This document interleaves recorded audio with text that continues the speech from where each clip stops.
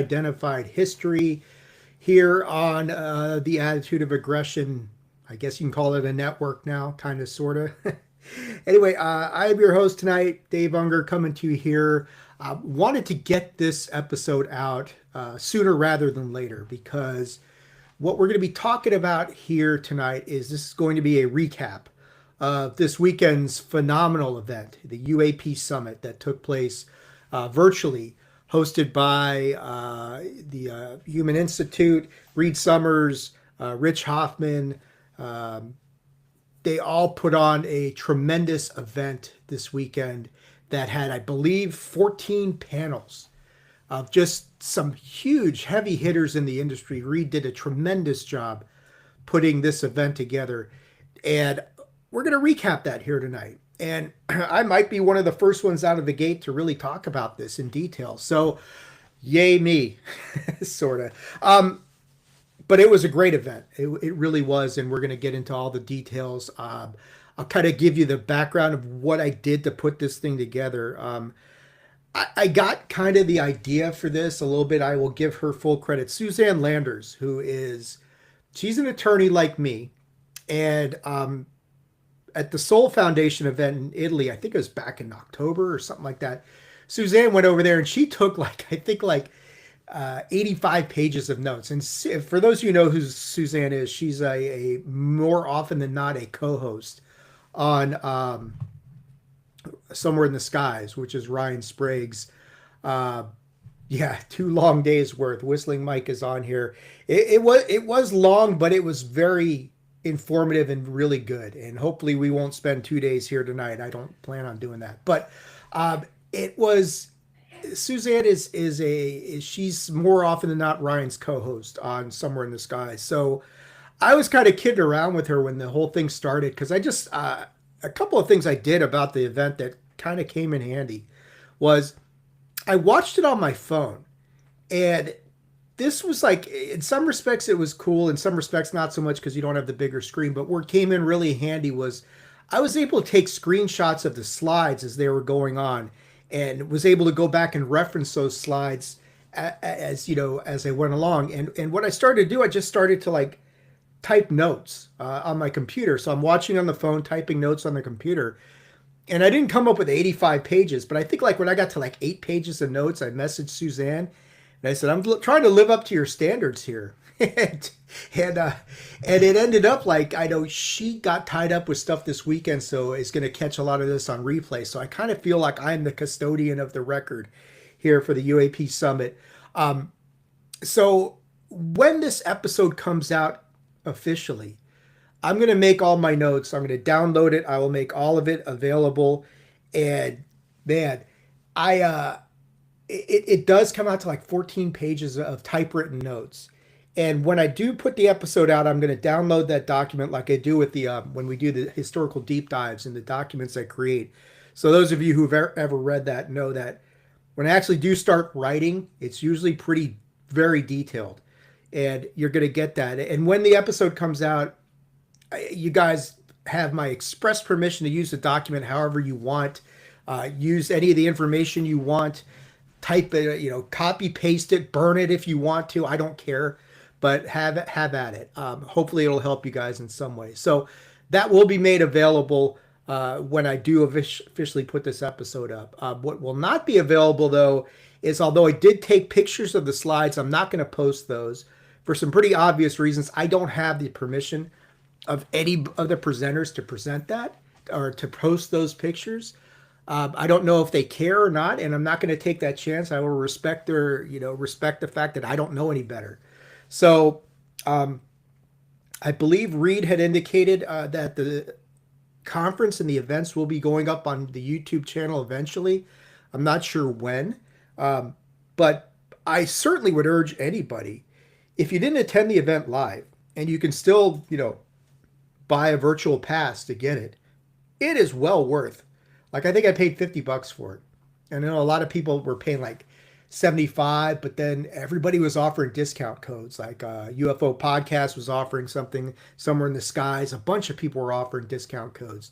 And by all means, it is easily worth your $50. And hopefully what this episode will do is it will kind of give you an idea of what what was discussed on the panels. I'm going to be talking about the highlights of the panels, the big takeaways I took from the panels.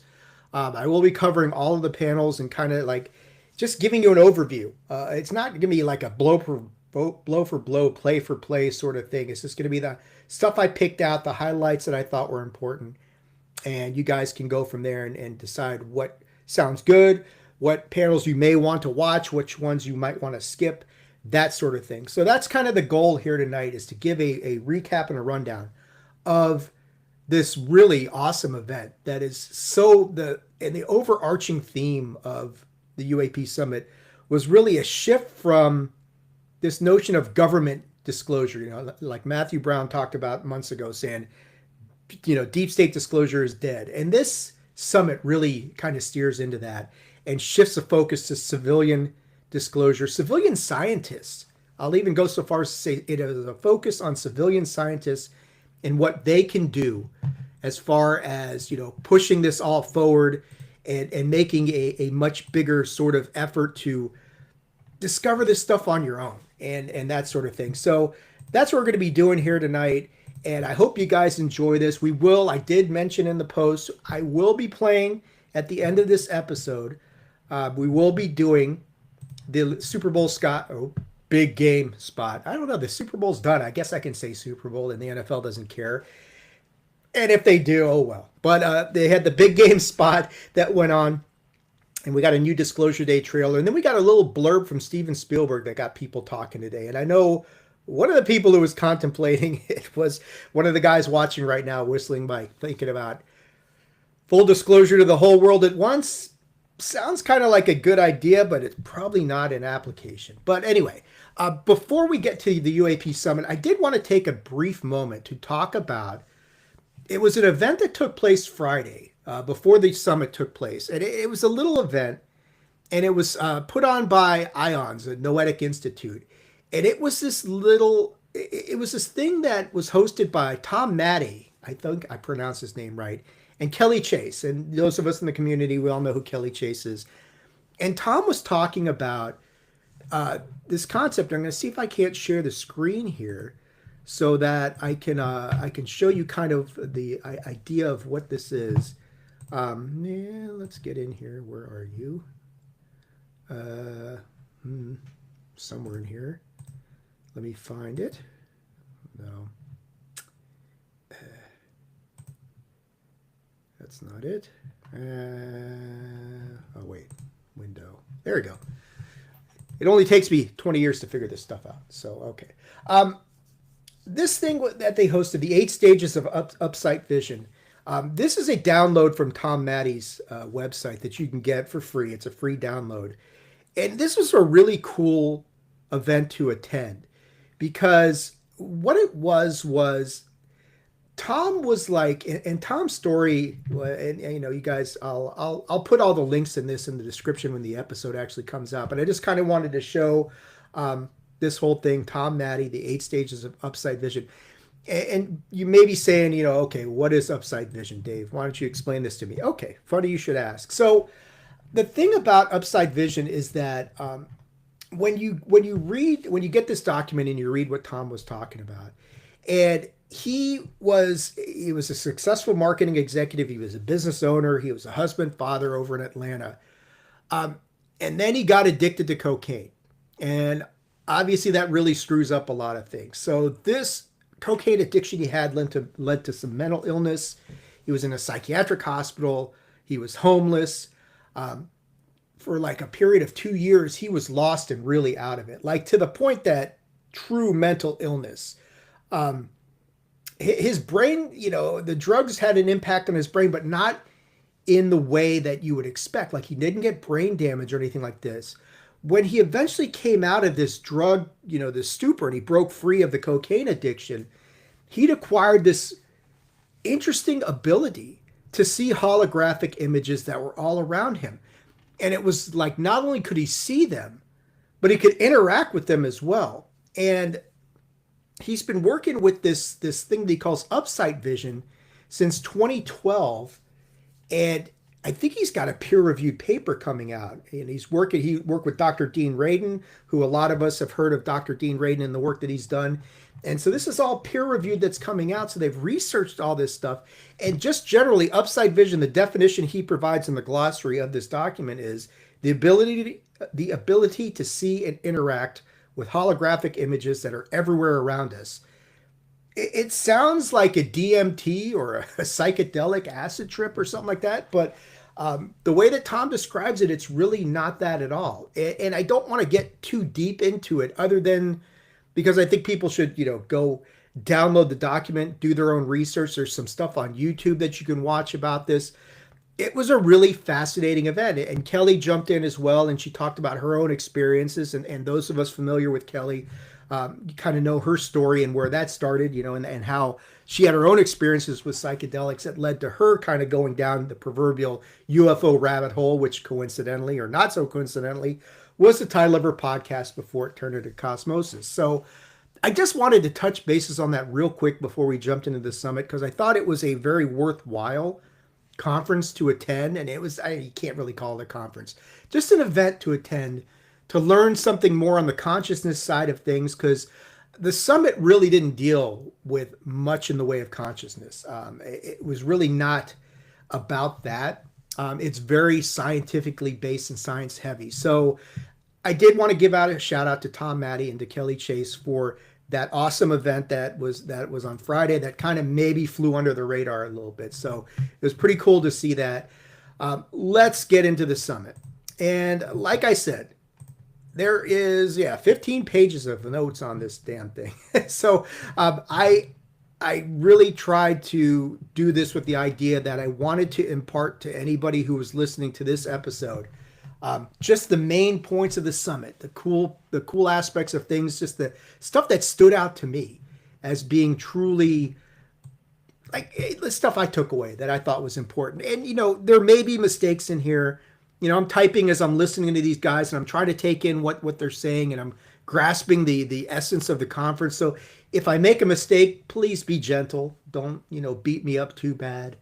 So I did the best I could. But anyway, let's get into it. So day one, the very first thing that we went to, or the very first panel, I should say, that we got into was, it ended up being, let me get in here.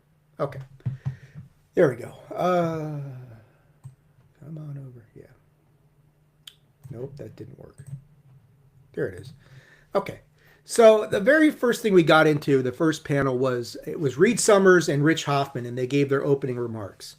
And the purpose of the summit was to develop and advance technologies to effectively track and identify UAP, with a focus being on data rather than anecdotal evidence. And this is, of course, stuff that we've all, we'll see how our lists match up here, Mike. Mine may be a little bit more detailed, but attorney, it's going to kind of go that way. But anyway, we'll see how things work along here, and what we kind of came up with as we go along here. But the big thing that they wanted to get away from the anecdotal evidence, which is something we've all talked about. There's a clear, and this is, of course, a clear desire to address the skeptic's biggest complaint that we've heard all the time. Where's the data? Where's the hard, indisputable evidence? How do we improve our detection and tracking strategies in coordination to address and perhaps solve this very valid criticism? It is a valid criticism, and it's a valid problem, whatever you want to think about it. There's big issues, though, regarding what we already know. UFOs are real. Evidence does exist. This is a global phenomenon. There might now be 6 observables. We've always talked about 5 observables, but that's kind of morphed into 6. Data and information are not being shared enough among researchers. The phenomenon, of course, remains elusive, so data collection is very hit and miss. So that was kind of the takeaways I got from Reed and Rich's opening remarks. From there, we jumped right into the first panel, which was involving Matt Ford from the Good Trouble Show and Representative Eric Burleson. And what I took away from this is Matt was really pressing for Department of Homeland Security to become more involved in investigating the phenomenon. And we're going to hear a little bit more about that in a panel coming up not too far from here. Representative Burleson indicated the compartmentalization problem, which we've all talked about numerous times. with various government departments. He was talking like some departments are acting as though they're protecting their turf, and I'm quoting him, turf. This certainly doesn't help, but I'm like listening to turf. I'm like, this is not West Side Story. Why are we protecting our turf? But they get so dug in with each department saying this is our domain, this is our province. And Representative Burleson was certainly kind of steering into that skid as we went along here. Burleson discussed how commercial pilots still are not reporting incidents enough, likely due to the persistent stigma that exists. He discussed ongoing incursions into military installations. He even mentioned a video. We did not see this video. There was a bit of video here and there that we saw during the summit, but it did not happen here. But he mentioned a video that he saw of 3 objects operating in close proximity to military assets / aircraft. And of course, this creates an airspace safety issue. Representative Burleson notes that, hold on, what happened here? Where is this thing? Something happened. Sorry, I lost my place. Okay, sorry. Representative Burleson noted that our systems are configured to detect adversarial assets, not UAP, which is a problem. You're going to hear this multiple times during the course of this summit. So you've got that stuff going on. He discussed the UAPDA and the ongoing effort there. It's not dead. He notes that this year was more a case of them running out of time than that of other issues. He does recognize eminent domain is likely going to remain a sticking point. He indicated Danny Sheehan is helping them to refine some of that language. They need to, because as long as that eminent domain is in there, my legal opinion is that's going to be a problem. And for multiple reasons, because it's like a mandatory eminent domain provision the way it reads right now. There's no discretion on the review board to consider a different option. The way it reads is like you got to go and grab this stuff, which of course is going to be a big problem. Never mind, eminent domain requires you to provide adequate compensation to the party from whom you are taking this stuff. So how do you put a price tag on anti-gravitic tech that supposedly doesn't exist? Don't know, but something to think about. Representative Burleson believes 3 to 6% of Congress is actively engaged in this issue, which is shockingly low. But many people do express varying levels of curiosity, and it remains a bipartisan issue. So that's good news. So it appears the effort to pass the UAPDA will continue. Representative Burleson still believes that President Trump could be the disclosure president, citing his extreme dislike of the deep state. But this is the big part. He indicates that this issue is not in Trump's windshield. And it needs to be more pressing to prompt him to act and make an announcement that's going to reverberate basically for all of history. And that's one of the bigger issues that with this whole thing is that, let me put this up on the screen. Yeah, Burleson said some interesting stuff saying DHS may want to press charges on drones and things. It did get serious really quick. And there's something here.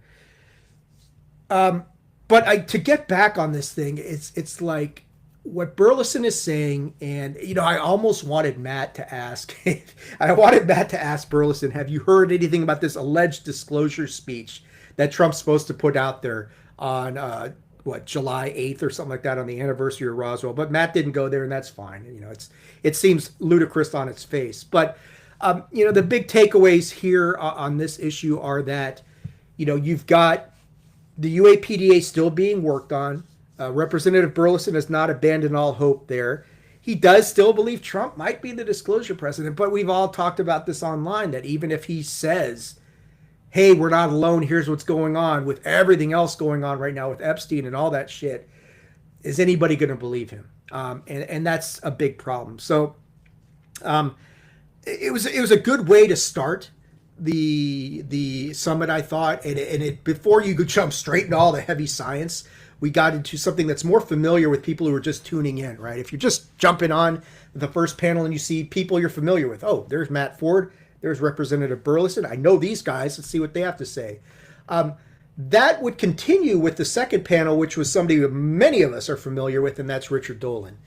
And much of what Richard said They're facts and points that are discussed in his phenomenal book, The History of USOs, Volume 1. Now, Volume 2 is supposed to come out any day now or any week now, according to what Richard was saying. But, there is a definite, I don't know about a shift, but people are taking the USO issue much more seriously. And Richard Dolan's book is just one aspect of that. But he discussed the USO issue, reported findings of 700 cases he considered reliable enough to discuss, which is interesting. He said is far below the reporting levels for aerial events. So 700 seems like a lot. There's probably more than that, but he just didn't find them credible. And if you've read Richard's book, Volume 1, you'll kind of realize the vetting process that he went through to get to that 700 numbers. So that's kind of, he kind of goes into a little bit of that. But I would say, obviously, really seriously read Richard's book. It's phenomenal. He does a great job, and it really digs deeper into this whole USO issue. Some of the more interesting facts involve a massive shift in USO sightings going to predominantly nighttime since 1968. 74% of USO sightings since 1968 have been at night. Many of these reports are tied to naval operations. The phenomenon is still predominantly avoiding direct contact, with only 36% of cases showing a potential interest in witnesses. In our chaotic world right now, the question remains, how effectively can we deal with them? Who knows? Richard emphasizes we should focus more on the phenomenon's behavior rather than on its identity. Interestingly, the taxonomy of USOs is very similar to that of UFOs, suggesting that we're not dealing with distinct species operating, some in the skies versus the seas. It could very well be the same beings or species that are operating in a trans-medium fashion. Electromagnetic interference cases are significantly higher with military vessels than with other types of vehicles. Similar conclusions can be drawn regarding interference with weapon systems on military vessels. So, like I said, a lot of it is in Richard's book. He does go into detail. It is interesting to note the shift since 1968. I'm not sure. I mean, other than the year I was born, yes, I just outed my age. Sorry, but that's all there it is. I don't know what happened in 68 to really shift this to a more nighttime sort of basis, although it does certainly seem like the phenomenon or whatever we're dealing with is trying to be more clandestine and maybe not so overt, whatever we're dealing with, whether it's, NHI, black tech, both, neither, that sort of thing. There is a shift as far as like this wanting to go to the nighttime sort of aspects of things and getting away from being so overt and out there, even though that has failed largely because these things are still being seen all over the place. So that's not the end of Richard. We will see Richard many more times. He acts as a moderator on a lot of these panels as we're going forward and that sort of thing. The next panel was a really interesting one, and this kind of ties into the DHS, the Department of Homeland Security stuff we were talking about earlier. It's Keith Taylor, Ted Rowe, and Monica Alnez Nicholas. And this was a really interesting discussion about the history of law enforcement interactions with UAP, which, when you hear that, you're thinking, what? There's more to this than you would think. There's more meat on the bone here than you would think. Keith Taylor discussed that there's definitely a disconnect that might be very deliberate between what local law enforcement reports and how the feds are either, they'll get this report, they'll either disregard the event out of course, they'll obfuscate the entire situation, or they'll just flat out show disinterest in whatever has transpired. Roswell is, of course, the most public example of this. But there's other cases such as Stephenville, the New Jersey drone incursions. These all demonstrate the same issue to such an extent that New Jersey has now enacted laws to address it. So, Keith is talking about this issue where you've got local law enforcement. There's like even that well-publicized case of the Connecticut police officer who saw this stuff and was trying to escape the scene in reverse. And I hear people, why weren't you taking pictures? Yeah, you take pictures while you're driving in reverse at 50 miles an hour to get the hell away from something. Let me know how that works for you. But anyway, there is this, the feds are going to come in, and once they get a hold of the situation, the disinformation begins, the obfuscation begins, the denial begins, And that was a big point of what Keith Taylor was talking about here. Ted Rowe discussed the ongoing stigma surrounding this topic, especially as far as discouraging commercial pilots from reporting these events to the FAA. This ties into what Eric Burleson discussed earlier. This is going to tie directly into something we're about to discuss in the next panel. Monica then discussed the issue, this ongoing issue of UAS versus UAP, drones versus something potentially else, and the issues that this presents, particularly the challenges for local law enforcement in addressing a wide range of situations. And the examples that they used were like a hobbyist drone crashing into a park creates an issue, but one that can be relatively more or less easily dealt with. And then you've got something more serious and potentially dangerous that local law enforcement may see that they're not equipped to deal with right now. Keith emphasized greater involvement by Homeland Security would be key, potentially through the Homeland Security Information Network. He also emphasized that the 6 observables that we're dealing with can create challenges for local law enforcement when addressing these issues. Ted emphasized that medical and psychological treatment for those who need it following an extraordinary encounter with UAP must be provided. That's becoming a bigger issue. The biological effects, that 6th observable that has now come to the forefront, you need to take that more seriously. And that was one of the things that he had, Ted had stressed here.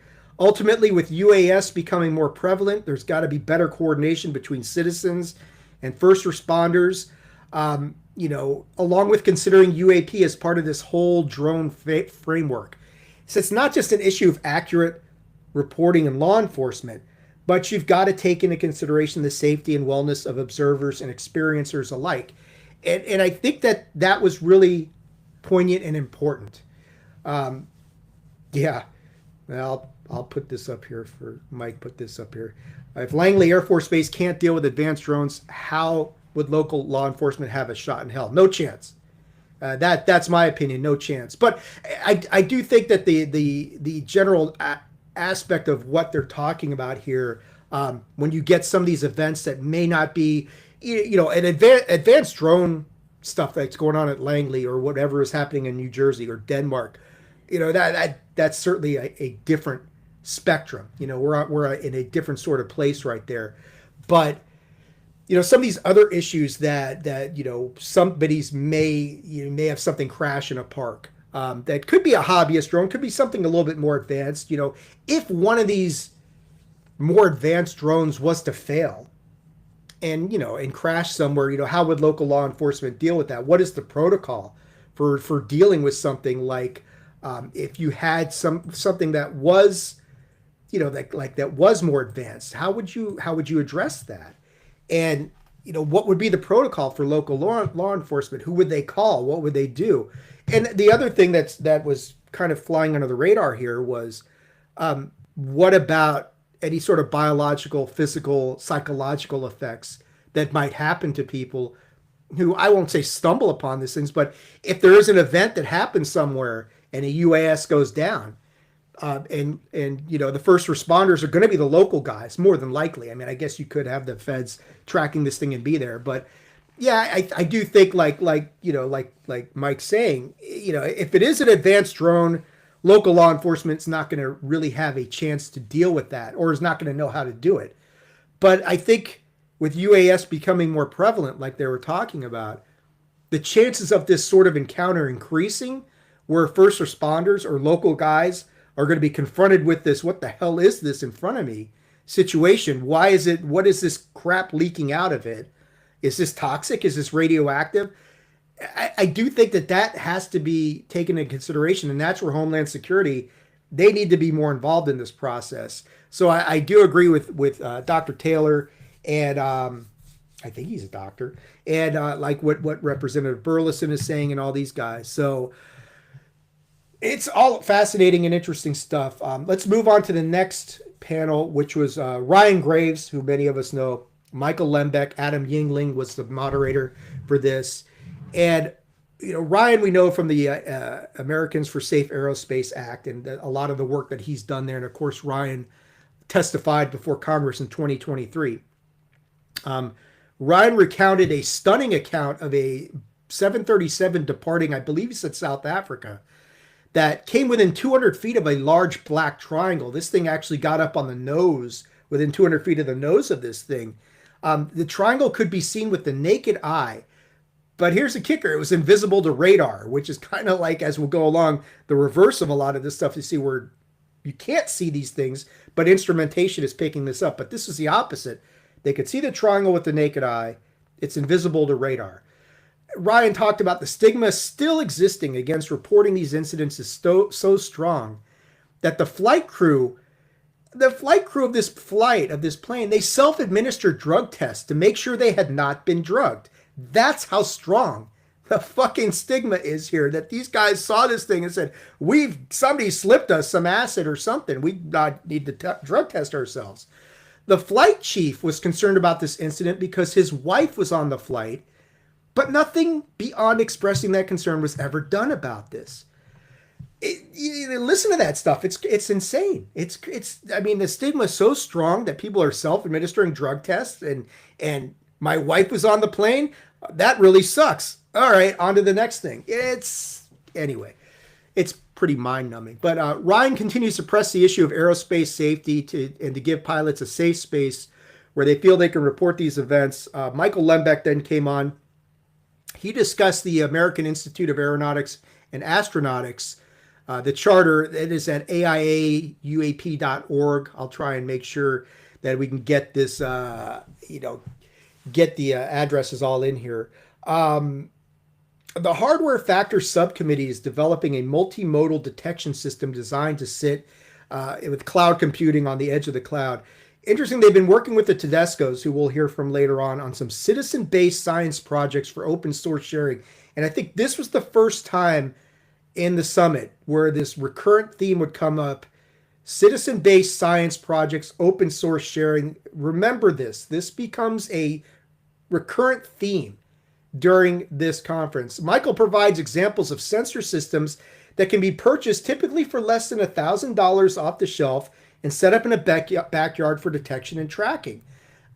Okay, that's not affordable for most Americans, but it's not completely out of the realm of, like, it's not $25,000 like some of the stuff we'll see later on. They have developed software designed to identify more prosaic explanations such as birds, satellites, or planes. Then he discusses a portable environmental anomaly tracker that can be put together for less than $150. So it's basically like you get all the different components of this thing. You can put it together or for yourself. It's like less than $150. Now that's much more affordable for citizen science. Remote deployments are underway in Huntsville, Alabama. They're soon going to be doing something in, I believe, Mount Rainier, Washington. Bill DePaula, and this was the fun part. I'm going to give some information because this is very interesting.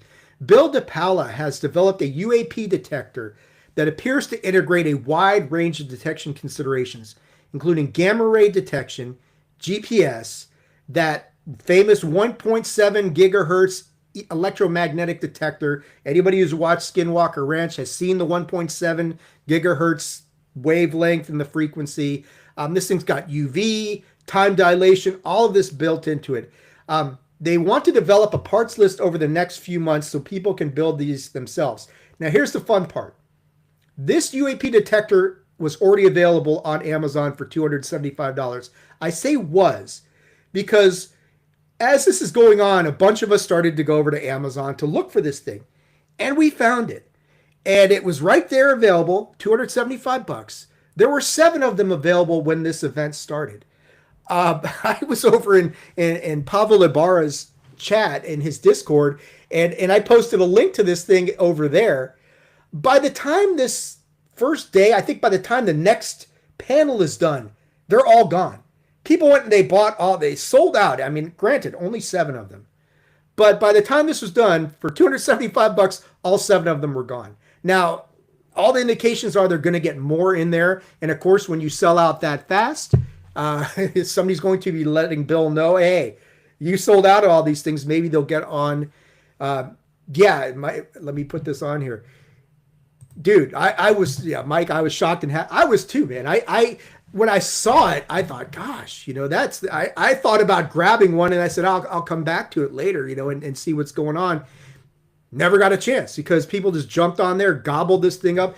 It's really cool. Like the specs that I just gave, and yeah, you could put your own stuff together. You can put your, hodgepodge, your own thing together, rig your own thing together. But it's cool. You can go on there, and even though it's sold out, you can go to Amazon and check out this UAP detector. And maybe I'll even put a link of it when the episode comes out. But you can go there and look at it. It looks like a video game controller, or remote control, like anybody using the RF cars or anything like that. It just looks like one of these little things. So everything's built into this. It's very handheld. It's very convenient. It's not all clunky and cumbersome. I think there's an indication that they're going to get more of these out there, probably at a lower price point, but we'll see. But yeah, this was the cool story that I sent a tweet to Reed earlier today that people are interested in this stuff. This was the biggest example from the entire weekend of just how much people on the citizen side of things, they want to get out there and they want to help. They want to do what they can to detect UAP, to track this stuff. They just don't know how. And the price point has been a major barrier for anybody wanting to get involved with this. And stuff like this, you see, yeah, $275 is a little bit pricey for most people. I get that. I'm not begrudging anybody that, but it's not unreasonable. I mean, tickets for WrestleMania this year cost double that. So take that into consideration and context, that for $275 you can have in the palm of your hand stuff that you may be able to detect something that your eyes can't see, unlike the black triangle that Ryan talked about. So that was a really cool aspect of things. We're going to see many more examples of the citizen science push as we go along here. Ryan has spoken with the FAA and NASA about these aerospace safety issues, but there has been no specific mandate to act, and they're unlikely to take action, which is why the Americans for Safe Aerospace Act is so important. Ryan does not believe commercial pilots have the right cockpit tools to make accurate determinations about the size, shape, and distance of UAPs. He thinks total sightings remain massively underreported. And then on the other side of the fence, Starlink has, of course, generated numerous false sightings. Anybody who's watched the Starlink launch, you guys all know that. We've seen all that stuff happen. So that was that panel. Let's move on to the next one. Rich Hoffman moderated this interesting... let me post this up here. Yeah, when you get into the talk at the end and the prices, James mentioned this. $275 was a good product to list. It really was. I mean, there's some. It's a really great product for a very affordable price. I'd say that. I mean, I know people say, well, $275 that's kind of high, but it's when you think about what's under the hood there, it's not bad at all. But let me get back into this here and see where we were. Okay, so we've got Rich Hoffman hosting this panel with Roni Vernay. Many of us know Roni from his work in Brazil. Richard Hopf and Ronald Olch. I'm not sure I pronounced that right. Sorry, trying. But anyway, this is more of the citizen science stuff and kind of showing more of the way to get into this. Richard Hopf was talking about Sky 360. This is a global tracking network. We have no idea about the intent of UAP or the source of it. Of course, lots of people want to say, oh, everybody's got a smartphone and you can use that and do all this sort of stuff. Well, there's various issues with smartphone data, such as, of course, the blurry photos, the lack of provenance, those sort of things. Another big problem is that the UAP research, it's not reproducible usually. And of course, anybody who's looking at this from the scientific standpoint knows we need to reproduce this stuff. Open source data is being stressed, and its stewardship is the key. Richard believed they would need a network of about 150,000 nodes to be effective, and citizen scientists would need to be the key to pulling this off. A citizen scientist, of course, they're not concerned with their return on investment. They can finance, build, and maintain their own station. And Richard thought this would likely be less than a $5,000 venture. So again, price is its entry. It is a barrier. It's not as bad as it has been. That's still a pretty big ticket for a lot of people to handle. I get that. But he does stress that open source would establish the trusted provenance here, helping to address broader like AI fraud issues and things like that. There's edge computing, standardized data storage and collection are also critical. Ronald Olch, I think that's it, came on, and then he discussed UFO DAP, UFO DAP, which is another citizen science network that provides citizen scientists with advanced data collection software and hardware. Ronald noted the previously identified issues with UFO data collection, and he notes that UAP understanding will advance by eliminating these issues through the automated collection of real-time UAP event data. UFODAP.com is the website where users can purchase the software that these guys are using. They can also purchase complete hardware packages. There are various data sets, including triangulation, location, recording, and reporting platform. Data is recorded on a user's laptop before it ever goes to the internet. The user then selects the data to upload. There's some videos that he showed that demonstrates how the software and hardware automatically can lock onto objects such as planes or even the ISS.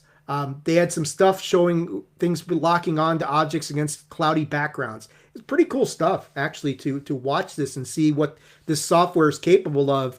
And from a standpoint of citizen science, that's been some pretty good progress, and people have come a long way with that. So they're making advances in this area, and it becomes to the point where, yeah, sure, it's not military grade, but it's not bad. And it's actually a big leap forward in a lot of places.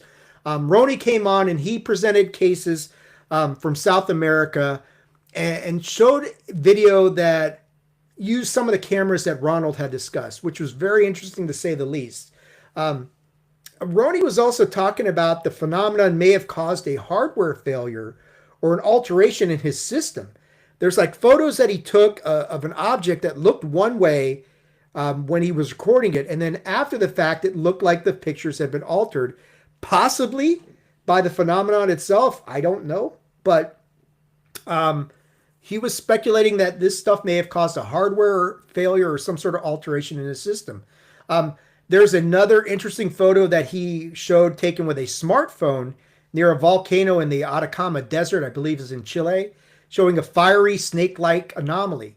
Then on King George Island, Antarctica, in December of 2025, an anomaly split in two and merged again, but the Brazilian Navy lacked the appropriate instrumentation to properly record the event. Roney concludes that UAP is linked to preserved ecosystems, geological resources, geological activity, magnetic fields, and related phenomena. It can, like he said, it can disrupt equipment. It may alter evidence after it's collected. It can also adjust its physical characteristics based on the equipment used to observe it, which is very quantum mechanics. If anybody has ever studied quantum mechanics, you know that once something is observed, it changes its characteristics dramatically. And that's kind of what we're talking about here a little bit.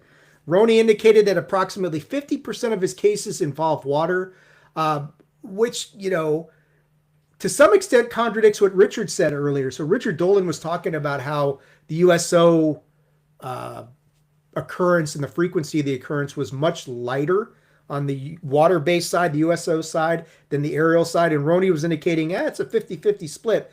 So kind of interesting stuff to take into consideration there. But I think this panel was really good as far as furthering the whole notion of citizen science and what people, average citizens, can do, some of the tools that are being put out to them, software, hardware, things that are a little bit more affordable to make it easier on people to, you know, get into this and start helping to track these UFOs. Because I think what it was, you know, the one who was saying, Richard talking about 150,000 nodes, you know, that's quite a few people having these setups in their backyard to track the skies and that sort of thing. Not impossible. Got to get the price down, but it's not impossible. Then we got into the next panel, which was extremely science heavy. I will say, if I made mistakes, this might be where it is, because there's a lot of science going on here. Very heavy sort of stuff. So hopefully I don't mess this up. But Adam Yingling was the moderator for this panel involving Massimo Teodorani Gene Greneker and Robert McGuire, and a lot of us know Robert McGuire, Science Bob, as we know him on X. Massimo's presentation was pre-recorded, but he was kind of discussing this concept of reverse engineering in flight that was based on multi-wavelength observatory plan that used electromagnetic and optical surveillance equipment along with AI to identify anomalies.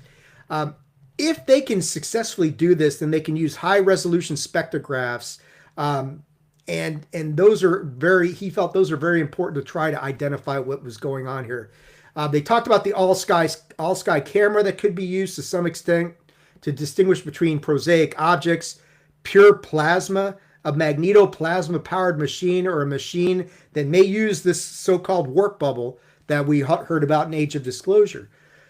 Other sensors could include a pan tilt zoom camera, FLIR, a magnometer, a gravimeter, which again is useful for warp bubble detection, particle detectors, or an EEG to possibly detect biological effects on a person, which I'd never heard that before, but it does make sense. You know, if you're looking for some sort of brain shift or something, I'm not talking about like a midline shift like a stroke or something, but just a subtle sort of shift in somebody, you know, maybe from a cognitive standpoint or something going on temporarily.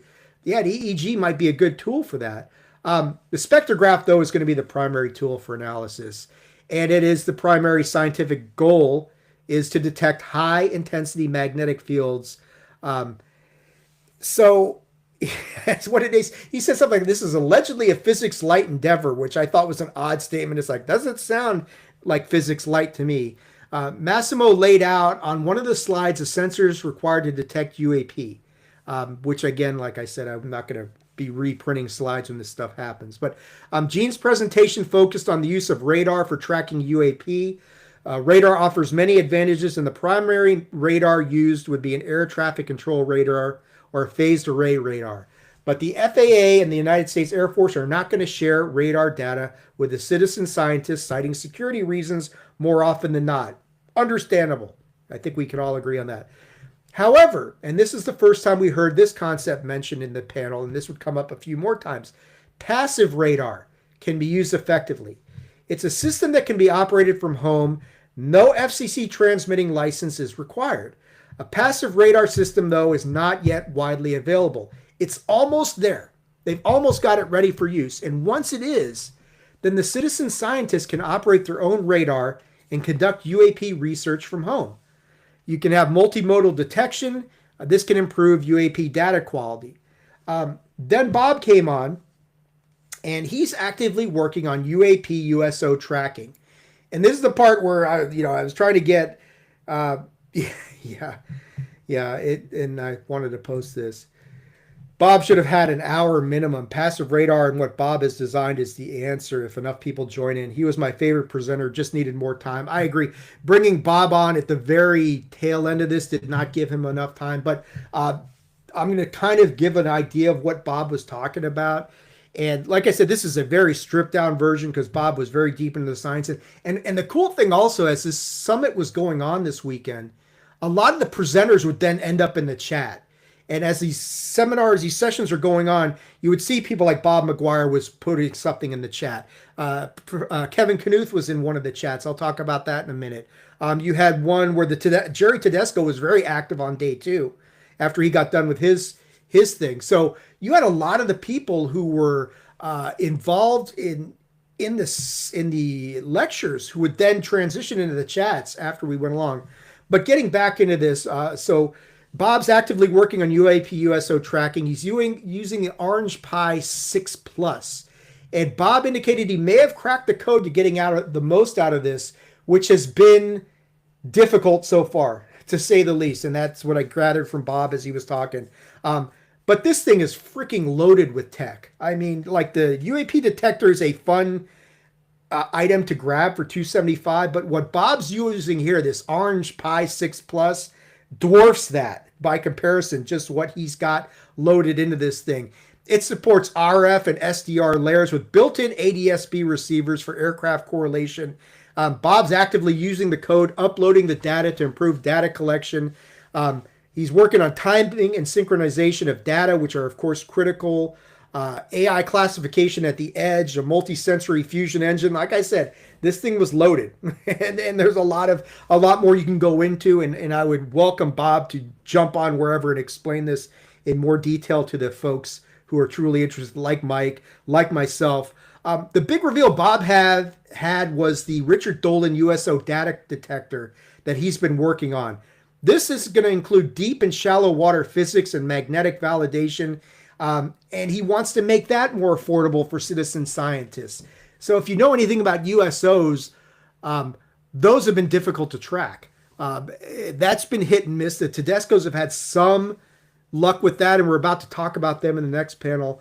But it's a hit and miss endeavor. But Bob has been working on this with Richard, and it sure sounds like, from everything I gathered, and Mike, correct me if I'm wrong, it does sound like there were some breakthroughs there, that he's got some real promising stuff going on the USO detection. The deep and shallow water physics with magnetic validation, that's big. That's something that we have not had yet. And that's a aspect of this whole thing that I think really can amp this up to an entirely different sort of level. So that was really cool stuff to listen to Bob do that. And I agree with Mike. It would have been good if Bob had more time to work on this. But, and if there is a complaint you can make about the summit, is that it was great to have all these panels, but yeah, there's some that you can say, wow, could we have given those guys an extra hour? That sort of thing. And Bob might have been one of these guys who would have benefited from having an extra 30 minutes at least for this science heavy sort of stuff.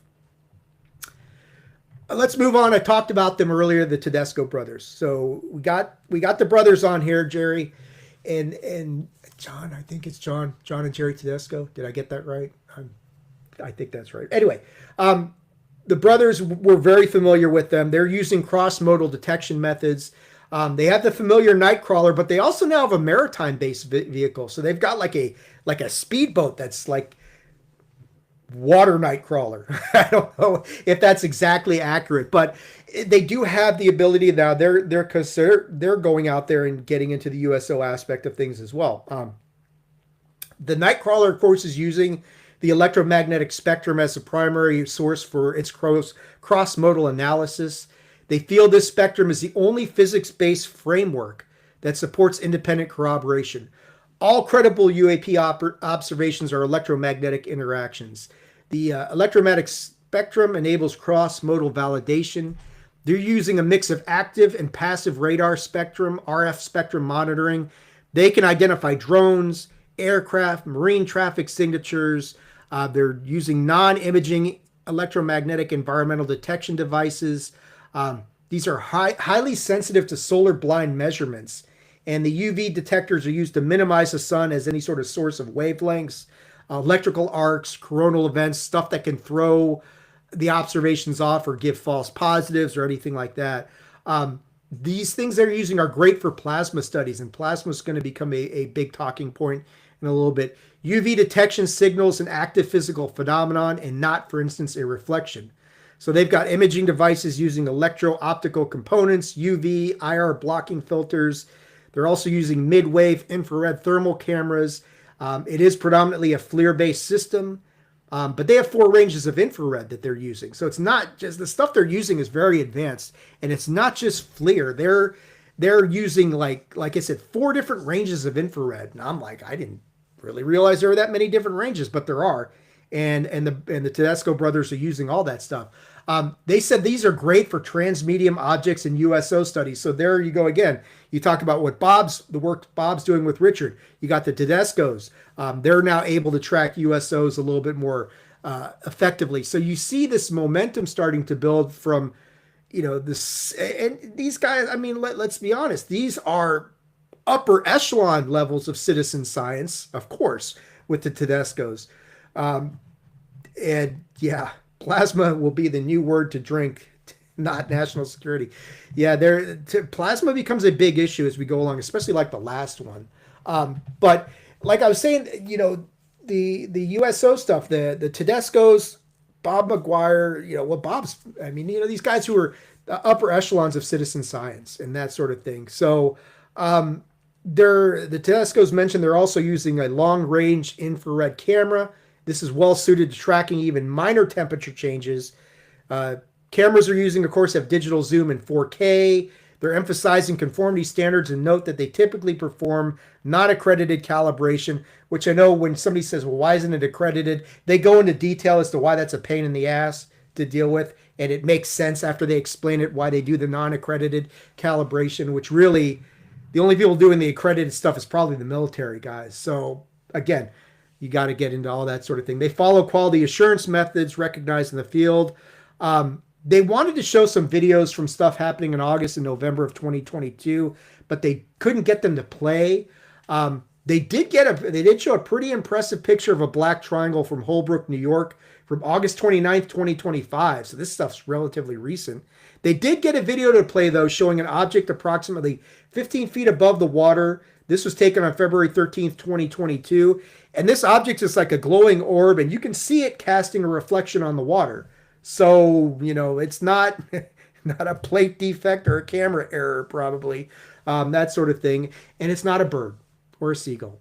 They don't typically reflect on the water. But anyway, I digress. But yeah, the Tedesco's had a very good presentation. Again, a lot of the stuff I said, they're extremely science heavy. Hopefully they release some of their own information so you can see exactly, the setup that they're using, which they got into in a lot of detail. It's really cool. That Nightcrawler is a badass vehicle. That's all I can say about it. That thing is awesome. And that kind of brought us to the end of day one. Adam, Reed, and Rich had their closing remarks. And what they said is collaboration is the theme of the day. Citizen science is the way forward. Following the data is critical. Data leads to disclosure was a big mantra going on the whole weekend. Adam noted that plasma, here we go, what Mike's talking about, plasma can be detected with the right sensors, and that was aptly demonstrated today. There are numerous examples of that, the progress being made to detect plasma. Rich talked about the importance of standardization, calibration of equipment, etc. Reed was really impressed by how many groups are already factoring in prosaic objects into their considerations and conclusions. So he was impressed that, hey, they're already trying to rule out this more mundane stuff that can throw people off. Adam was interestingly looking forward to the Skywatcher update on day 2. Sounded like he had some inside information. That's not exactly going to come to fruition, as we're going to see. But Adam Yingling, as we know, was involved with Skywatcher. But it's really going to come down to Gary Nolan and oh gosh, I'm forgetting his name now. Hold on, let me skip down because I will remember it here. James Fowler. Yeah, so it's going to come down to them as we go along. And sorry, James, that was just escaping my mind. But one thing that comes out is the funding for these projects. It's not excessive, but it's emphasized in numerous places for obvious reasons. Data sets are not cheap. Somebody's going to come out here and say, oh, these guys are just grifting and looking for money. Dudes, this stuff is not cheap. This costs money. James Fowler, thank you. Thank you, Mike. It took me a while. I got there. I eventually got there, but I had to skip down into my notes. There's too many people involved. It's like, who I'm trying to remember all the names. But thank you, Mike. Yeah, James Fowler. But to get back to the whole notion of funding, this stuff, again, is not cheap. And nobody, anybody who's doing real science needs funding. You look at the crap going on with the Epstein files and how many scientists got sucked into this tangentially because they're just looking for funding for their projects. Scientists are not generally wealthy, and none of these endeavors are going to be cheap or easy, and they all require funding. And there's active calls. If anybody knows a billionaire, hook us up with that. So it's not a grift. Science is not a grift. If you think science is a grift, then I don't know what to tell you other than you're wrong. And that's just the way it is. So, the fact that these guys are actively looking for funding for these projects, I don't begrudge them that at all. It's just the nature of the beast, the nature of the world. Get over it. It's just the way that things go. So, okay. With that being said, where is this thing? Okay, let me get back to this. Okay. All right. Onward we go. Day 2. There we go. All right. So on day 2, we got into this thing and yeah, this, let me post this up here because Mike's got a good, no funding equals no answers. It's a hard truth. The sooner we face it, the quicker we can get answers. Absolutely. I mean, that Mike summed it up much better than I did there. But it's the God honest truth. You've got, all this stuff costs money. I hate that stuff that everybody thinks that anything that anybody does on this topic is a grift. It's not a grift if you're looking for answers. And the only way to, like Mike's saying, the only way to get answers is to have funding. So this notion that everything's just this bullshit grift is just, it's such a myopic point of view and really just misguided in so many different ways. Anyway, I don't want to get on the soapbox. Let's get back to day 2 and keep the good times rolling here. Opening remarks from Reed, Adam, and Rich on day 2. Reed restates the summit's main purpose: to establish scientific standards, foster collaboration, secure research funding, advance citizen science, and ensure transparency. Data is, as has been stressed all weekend, the key. Rich stressed the importance of maintaining collaboration after this weekend and avoiding this event becoming just a one-off sort of situation. Adam discussed the UAP data pipeline key attributes, which we'll come back to at the end, such as it being led by citizen scientists, using network surveillance, people sharing methods, transparency, international collaboration, which we're about to get into. He discussed how affordable equipment for citizen scientists is crucial. He did note that the more advanced, higher cost equipment can be deployed to hotspots and that sort of thing, and to move equipment to places where the activity is the highest. Rich then paid tribute to Francis Ridge, who was a pioneer of MADAR, magnetic data collection, and that sort of thing. We would hear Francis's name a few times. I guess he just passed away at like the end of January, which was clearly a pretty big loss for these guys and a big loss for the community. So a toast, raise your glasses to Francis Ridge. It's not alcohol, but it'll have to do. So anyway, a somber moment. Let's move on. Richard Dolan, he's back. I told you Richard would be back. He's moderating the next panel. Philippe Alaris, Gary Hesseltine, and Eamon Ansbro. And this panel dealt predominantly with international issues, and this was really good stuff. Philippe discussed the ESA, the European Space Agency, and he mentioned they lack a dedicated UAP program. It's primarily civilian-oriented, and its mandate is astrobiology, planetary science, and exoplanets. They do not specifically study UAPs, but they do focus on transparency and credibility in science and communication. As a civilian space agency, ESA, we'll just call it ESA. And I know that's the same initials as the Brazilian military outfit in Virginia, but this is just what it is, guys. ESA relies on ground and space-based observational infrastructure. They track the trajectories of objects such as satellites, meteors, and atmospheric phenomena. He discussed space-based sensing and its importance. Data is calibrated, reliable, and verifiable. The infrastructure is cost-efficient and leverages satellite constellations and AI-driven data exploitation. Satellites are highly useful for many observations, but they're not optimized to detect UAP. This is something that, Burleson was talking about, that our system is not optimized to detect UAP. It's the same in Europe. And that's a recurrent theme that you'll hear, that the satellites are great. They can detect all this great stuff. They can see all these things, but they're not set up to detect UAP. So maybe somebody needs to calibrate that differently or fix that.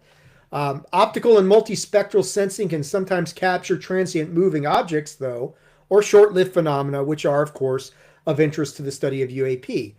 Across all domains, challenges include observational constraints, distinct differences between land-based and maritime observations, so there's that dichotomy again, and high rates of false positives. A focus on generic detection of transient objects rather than specifics is recommended. Institutions must balance openness with their mandate and responsibility. Science, transparency, and methodological rigor remain essential. So that kind of sums up what's going on with the European Space Agency, that they're not focused on UAP. It's kind of something that happens coincidentally every once in a while, but they're not set up for it. and that sort of thing. And Philippe was very open about that, which I appreciated. Gary Heseltine, I think it's Heseltine. He discussed the state of UAP research in the UK post 2017. And I think Gary was just on Andy's show, that UFO podcast, within the last couple weeks, I believe. But he's talking about the state of UAP research in the UK post 2017. He's a former member of the Royal Air Force Police. He criticized the Ministry of Defense for closing the UFO reporting desk in 2009, which he believes was deliberately intended to fragment UAP data collection in the UK. And we've heard that from a couple of places. Nick Pope, as I think, said pretty much the same thing. On the surface, the UK has appeared to distance itself from the US on the issue of UAP since 2017 in the New York Times article. But Freedom of Information documents obtained by a very familiar name to those of us in the community, Grant Levac, revealed that behind the scenes, the UK is being briefed by the Pentagon. And in May of 2023, there was a full-day briefing on UAP and the Five Eyes nations. So where have we heard this before? A government denying any sort of interest in UAP, and behind the scenes, disclosed through Freedom of Information, you discover that that is not the case. And here's another example of that. Gary's a big proponent of what Ryan Graves has done with the Americans for Safe Aerospace Initiative. And Gary started something similar for UK pilots to report UAP activity. But all attempts to initiate dialogue so far have fallen on deaf ears, which of course is unfortunate. In May of 2021, he was one of the founders of ICER, the International Coalition for Extraterrestrial Research. This is about a global approach to UAP research and data collection to sustain momentum. It's the only way to create real change, in Gary's opinion. So I thought Gary was a very effective speaker, and I loved hearing from him because, with the exception of what I get from Andy on that UFO podcast, I hardly hear anything going on in the UK. And even he would be the first to tell you there's nothing going on in the UK on the UAP front. So hearing Gary kind of talk about the issues that they run into was illuminating. Not encouraging, but illuminating, because you think, geez, there's been a bunch of stuff happen in the UK over the years. Rendlesham is just the tip of the iceberg. Lankenheath and that sort of stuff. So it's like, wow, why aren't you guys more interested in this anyway? Eamon Ansbro, he's involved with SETI Kingsland, and they use a range of instrumentation, including tracking cameras and spectrographs. Now, these are specifically designed to track UAP. And got some cool statistics here. From 1997 to 2025, they have tracked a morphology of UAP at Lau Key, which is a location in this Kingsland area. I believe this is Australia, if I'm remembering correctly. And they've tracked 40 such sightings with a 82.5% of the sightings, that's 33 cases, have been orbs that appear to be plasma-based. So there's the plasma connection again. They've also tracked cylinders, discs, triangles, which I'm noticing in my document is spelled incorrectly. Let me fix that. And dumbbells are also present, but in much lower numbers. They have a fascinating theory on orbital tracks synchronized with Earth's rotation and an automated monitoring program around Earth. They're studying potential plasma craft to conduct polarization and high ionization studies and determine its power source. Plasma was the predominant factor, accounting for almost all of the UAP observed in this Lau Key region. Obviously, a stationary landed craft might provide significant data. That seems pretty obvious if you could find one. There are concerns about serious perceptual or physical issues for longer exposures. And Eamon was talking about how sunglasses, sunblocking UV would all be critical. There also appeared to be a relationship between human cognitive abilities and UAP detection, which kind of slides into the psionic sort of things. But we're going to hear from James Fowler a little bit later on about that whole psionic aspect of things with Skywatcher. Early results from their theory support that they do need to redesign and redevelop their instrumentation. Further tests are underway at new locations. Observational opportunities to develop exist through an interaction with the intelligence. They're focusing on mobile instruments at new and different locations, and they feel opportunities exist to study interactivity with the intelligence behind these plasma craft. So you see some kind of an interesting mix of things going on here. Philippe talking about how the European Space Agency, they're not really equipped to detect UAP and they're looking for different things, much more space-based, which is understandable. That's kind of their charter. Gary talking about the UK's pretty abysmal approach to UAP right now. Just this, on the surface, it's disinterest, but behind the scenes, they appear to be quite interested in all this. Why are we, why just, even more secretive than the US, it would seem. And then you've got Eamon talking about how their systems are being used to design to track UAP. And they've got some pretty cool statistics. Really high, 82.5% of the 40 sightings are orbs that are plasma based. That's probably not a coincidence. So it's always cool. I always love this stuff where you get the morphology and you get statistics and hard data, empirical data to back this stuff up. And I understand some debunker is going to be out there saying there's no evidence of any of this stuff. Kind of is, I mean, yes, it's not the proof. And, Gary Nolan will talk about that in a little bit, but it's still data. It's still tracking. There's still things that they're observing and they're able to come up with a morphology for this. You can't just say, it's all hogwash and nonsense. These are science-based observations. Anyway, I will get off my soapbox there. Adam Yingling, he moderated the next panel with Mark Roediger and Robert Spearing. And Adam read a statement from Peter Davenport. Yeah, let me post this up here for Mark. I feel like the UK is a lesson to be studied by the USA, folks. We need to change citizen data. Yeah, absolutely. Mike is on fire tonight, guys. I just say, and I'm glad he's here so I can feel like I'm not completely talking to myself, which helps maintain my own sanity. But no, he's right. And I think Mike would agree that the primary focus of this summit was a shift towards citizen science, citizen data, citizen disclosure. Again, what Matthew Brown had talked about months ago. That's where the differences are going to come from. That's where the biggest changes are going to stem from, is from this notion of citizen science, citizen data, citizen disclosure. It's going to take a much more concerted effort, and more people need to jump in. If you really want to get to disclosure of whatever this is, jump into the deep end, and I understand I'm not advocating you guys go and spend $5,000 for a radar array in your backyard. I'm not saying that. But there are things you can do. And like we talked about earlier, for $275, that's not bad.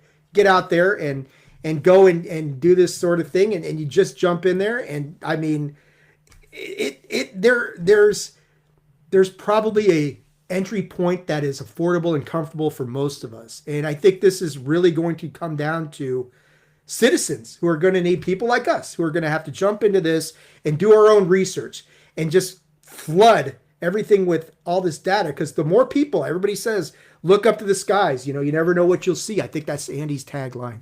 Sorry, Andy, I didn't mean to steal that from you, but it's true, because you look up, you don't know what you'll see. And the more people who've got things trained at the sky, like even some of the cameras that we're about to talk about, that all helps. So let me get back to this, because Adam read a statement from Peter Davenport of Newfork, National UFO Reporting Center, who reports receiving 1 to 2 dozen new reports per day.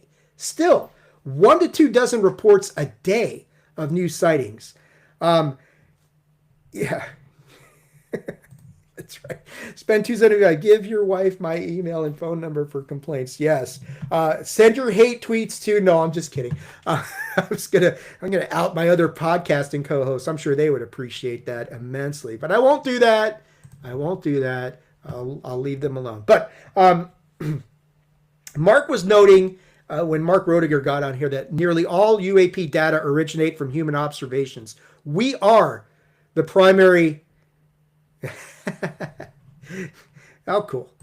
So we got Ivan is in here too. He's spying on Mike. He's not doing anything wrong, Ivan. I'm telling you, he's keeping me sane tonight with his commentary and not getting himself into trouble, or me, mostly. Anyway, like we were saying, Mark was indicating that we are the primary sensors. It's not so much the equipment out there, but human observation is the primary sensors. UFO organizations are therefore essential. Information is being cataloged includes metadata descriptive attributes, witness accounts, and a classification of the experience. And this goes into close encounters of the first, second, third, fourth kind, so forth. He discusses UAP databases. UFOCAT was founded way back in 1967. It's more of a bibliographic index built from reports on sightings, not just sighting reports. He then he then discusses NUFORC and MUFON, which compiles sighting reports, includes both investigated and uninvestigated cases. He then discusses, of course, Project Blue Book, which is comprehensive but not digital. Larry Hatch created the U database, which ran as a program on DOS, and it's apparently still available somewhere. I'm not sure where. It's very effective for research. They talked about databases such as ITACAT and HumCat that focus on specific types of reports. So if you're looking for a specific type of UAP or a specific type of craft or something like that, you can go to, there's databases for that. He indicates these are important for detection as they can help to identify geographic clustering, temporal patterns, and hotspots. There were, at this point in the chat that was going on, and I noticed this, and Mike probably noticed this as well, there were lots of calls in the chat at this point for a consolidated database, which can be very challenging in concept to put together a consolidated UAP database. And we'll kind of get into that a little bit later on because I think somebody else addressed that.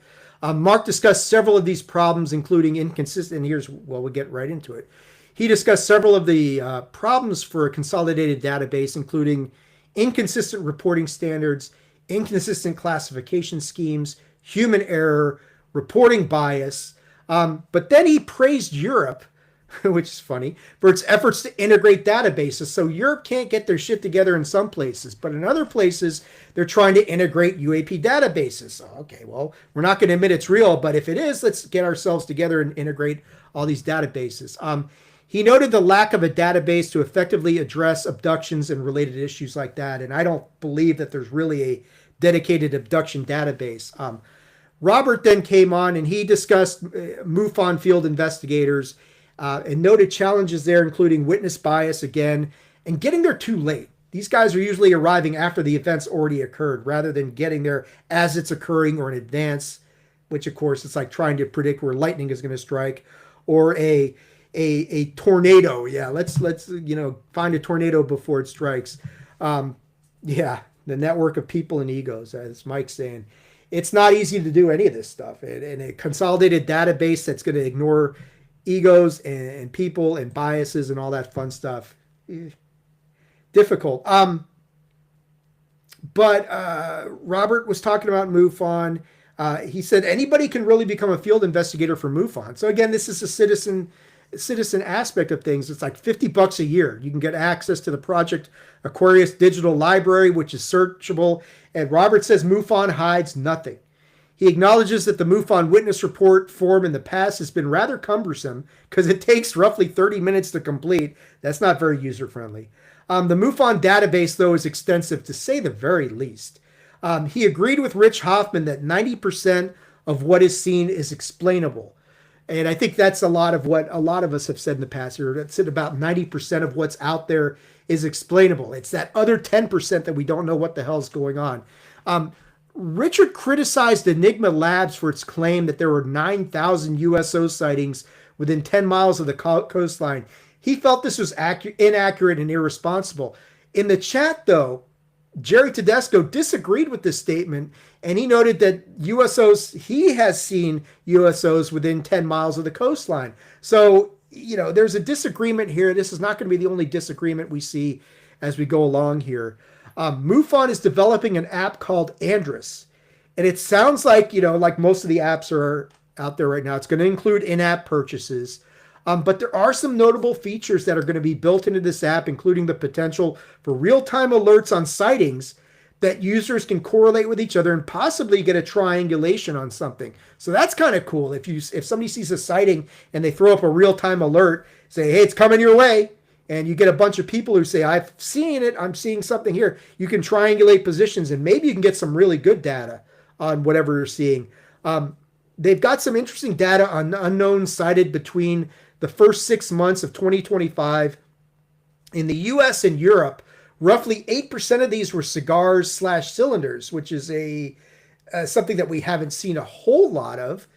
In the US, though, 5.6% of these were triangles, while in Europe, that was only 3.4%, which does increase the possibility that what people were observing were black tech or advanced tech over here in the United States that may not be so readily available over, it may not be in the skies as much over in Europe. But yeah, I spend $50 and MUFON look into what is in your area of mistaken identity and what has not been identified. Yeah, see what's going on out there.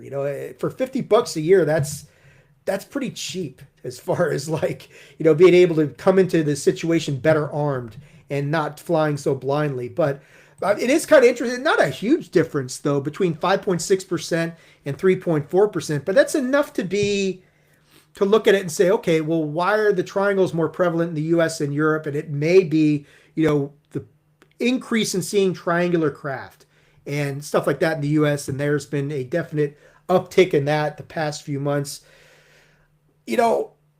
This UAP Summit I kind of called in a few places like the WrestleMania of UAP conferences early in the year, because it was 2 days like WrestleMania. And I would say, as far as the summit was concerned, there might have been a double main event. And we're going to get to the first of the main events here. And this was Gary Nolan. Richard Dolan moderated this conversation with Gary Nolan. And a lot of people were, for very obvious reasons, waiting to see what Gary would say. And he had to say a lot. And there's a lot in here that I took down. And this is one of those places where I took a lot of screenshots to gather some of the information. And there's a reason for that I'm going to talk about. Gary did discuss Skywatcher. And he cautioned that he was speaking for himself and not as a representative for Skywatcher. He admitted most of what he said was speculation. With Skywatcher, he was an invisible participant. His goal was to implement scientific rigor for what he classified as a trial run, which mostly involved preliminary data. Skywatcher faced tricultural friction amongst three epistemologies. That's a mouthful, and I'm not even going to try and repronounce that because talking too much.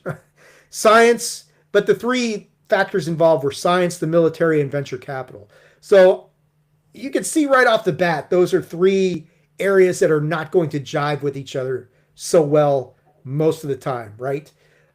So you could already see kind of the beginnings of the problem that Skywatcher was facing. His goal was always to get the data peer reviewed, but competing priorities were an obstacle. Other issues included amateur satellite tracking and flight logging bots, which created a zero privacy expectation. So Skywatcher had no expectation of privacy. The intelligence community that had a clear interest in what was happening, as her research could be considered a threat to narrative control. He discussed the distinctions among data, evidence, and proof. And this is something that gets really deep in the weeds and things that we've all talked about, as far as a lot of people like to throw these three concepts around interchangeably. They're not.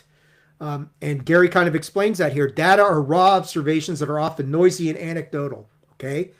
Evidence is validated data, contextualized and multi-sensor in nature. The multi-sensorial aspect of things is the ideal. Proof is compelling, undeniable, and reproducible. It could be physical artifacts, could be biological samples. It could even be an information transfer. And if you're not sure what that means, think of the movie Contact. That's an information transfer where you've got something transferred from one intelligence to another, through a non-conventional means like we got in Contact. There could be a violation of physics as well. Gary discussed verification thresholds, including the Sagan standard, which is the whole extraordinary evidence requires extraordinary proof, which he's considered over 99% proven. There's strong evidence, which would be over 90%, and basically just detection, which he said would be a better than 50% certainty.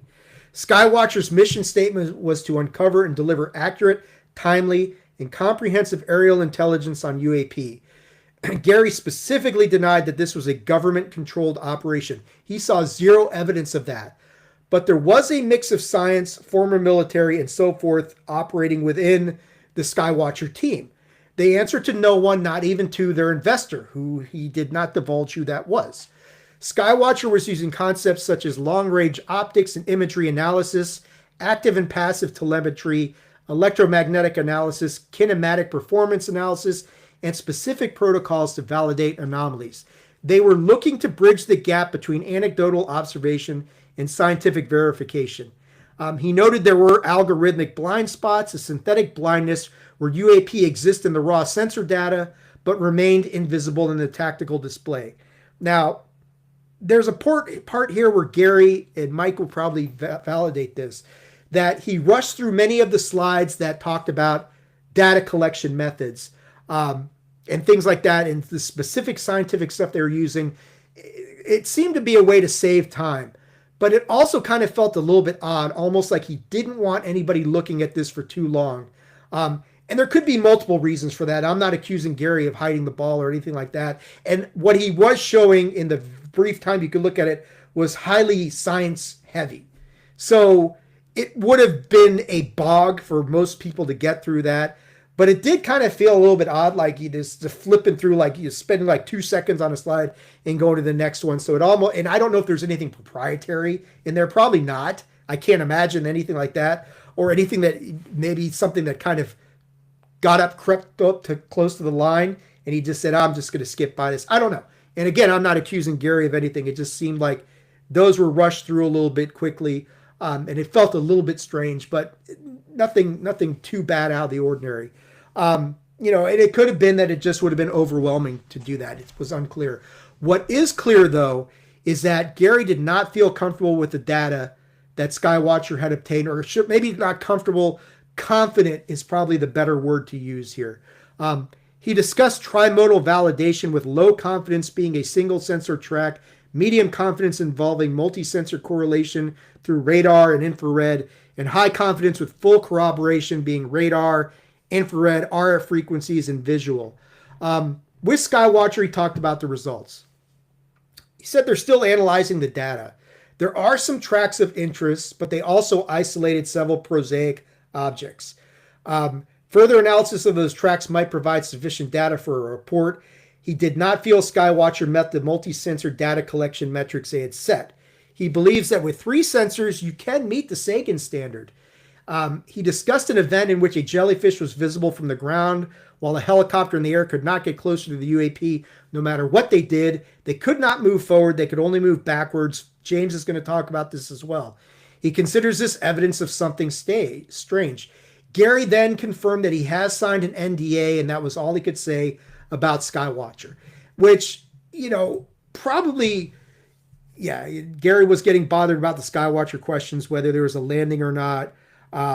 They wanted, there was not so much the question about data, but aliens. And I'm about to get to Gary does address the landing issue. But the fact that he'd signed an NDA, probably not surprising given the nature of what they were dealing with at Skywatcher. Still interesting to hear him confirm that there was an NDA involved.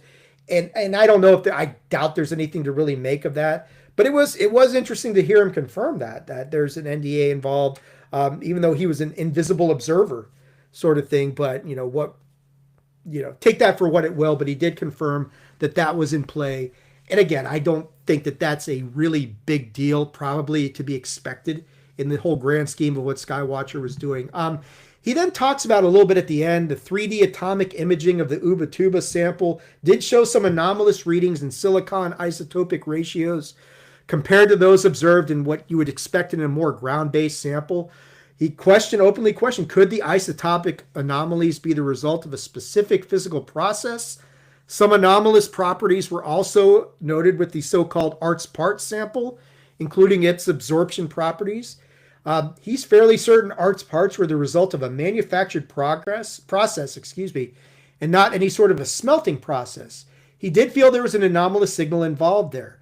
Then we get into what Mike was talking about with some Q&A, and people want to know about Skywatcher. Gary denied that anything ever landed or that there was any sort of material collection. He kind of punted on the question of whether Skywatcher will continue, and he questioned whether they really need to continue. He said it was very expensive to operate. It was tasked to build a dedicated, scientifically rigorous UAP sensor network.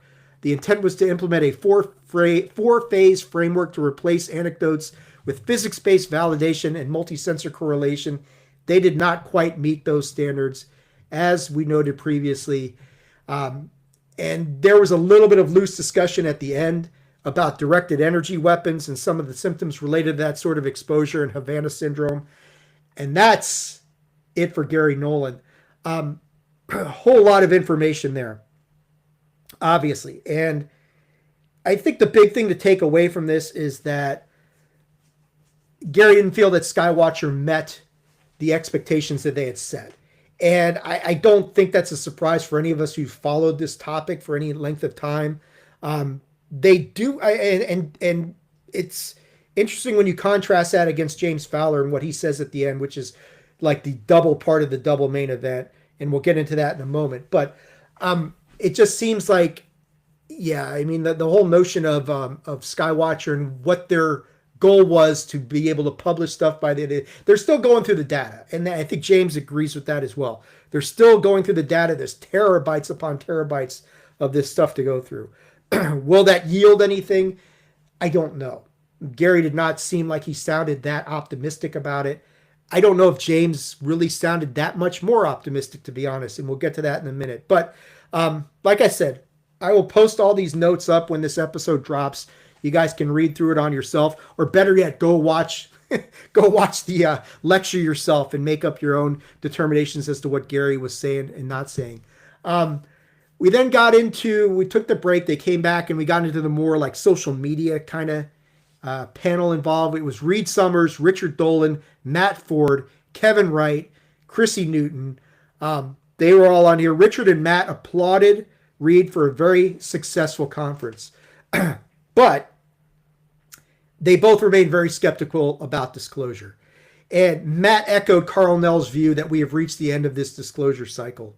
He did feel good, though, that Eric Burleson was still committed to the UAPDA. Chrissy took a much more, I don't know, it is a practical approach, although she freely admitted this was not going to sit well with a lot of people who are so focused on disclosure. But she believes there are much bigger issues in the world right now, such as Epstein, and UAP is going to persist through all that. Richard agreed with this and noted that with the world fracturing as much as it is, national security is going to be an even bigger issue. So instead of people getting more freewheeling with information, it's going to get tighter. And we've heard this from many people as well. This seems to be a recurrent theme. He's highly pessimistic that anything's going to move things forward. He noted that David Grush's amazing testimony had no real impact. Matt believed the UAP issue is going to persist as well. He anticipates a major event taking place given that Congress has authorized the shoot down now of UAS. But he doesn't think that it's actually going to happen, which is going to raise a range of issues and concerns. You guys have the authority to do this. Why aren't you doing it? We'll see how that turns out. Kevin felt that the government wants to turn all UAP into drones because if they're all drones, then they're not UAP, which makes sense. Chrissy believed the topic is less. They were specific questions asked for about Canada, so we get the Canadian view of things above the border. Chrissy believed the topic is less fluid or fast-moving in Canada than in the U.S. There's a more measured approach. Canadian citizens want this approach from the scientific perspective. Interesting stat that she quoted here. I'm not sure where she got this from. It'd be worth looking into.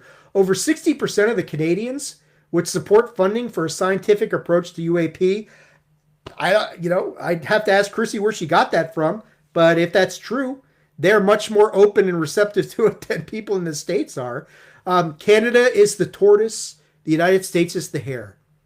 That's probably an accurate description, no matter what the stats or the data say. Matt Ford recognized a tendency to rush news without full vetting, which he even admits he's been guilty of. He also cautions that legacy media still carry significant influence, despite their seemingly diminished presence in today's world.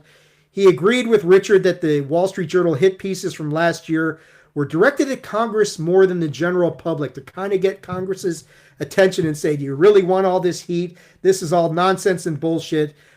Look at this stuff and all that sort of stuff. Richard wondered if the public can be the driving force to move this topic forward.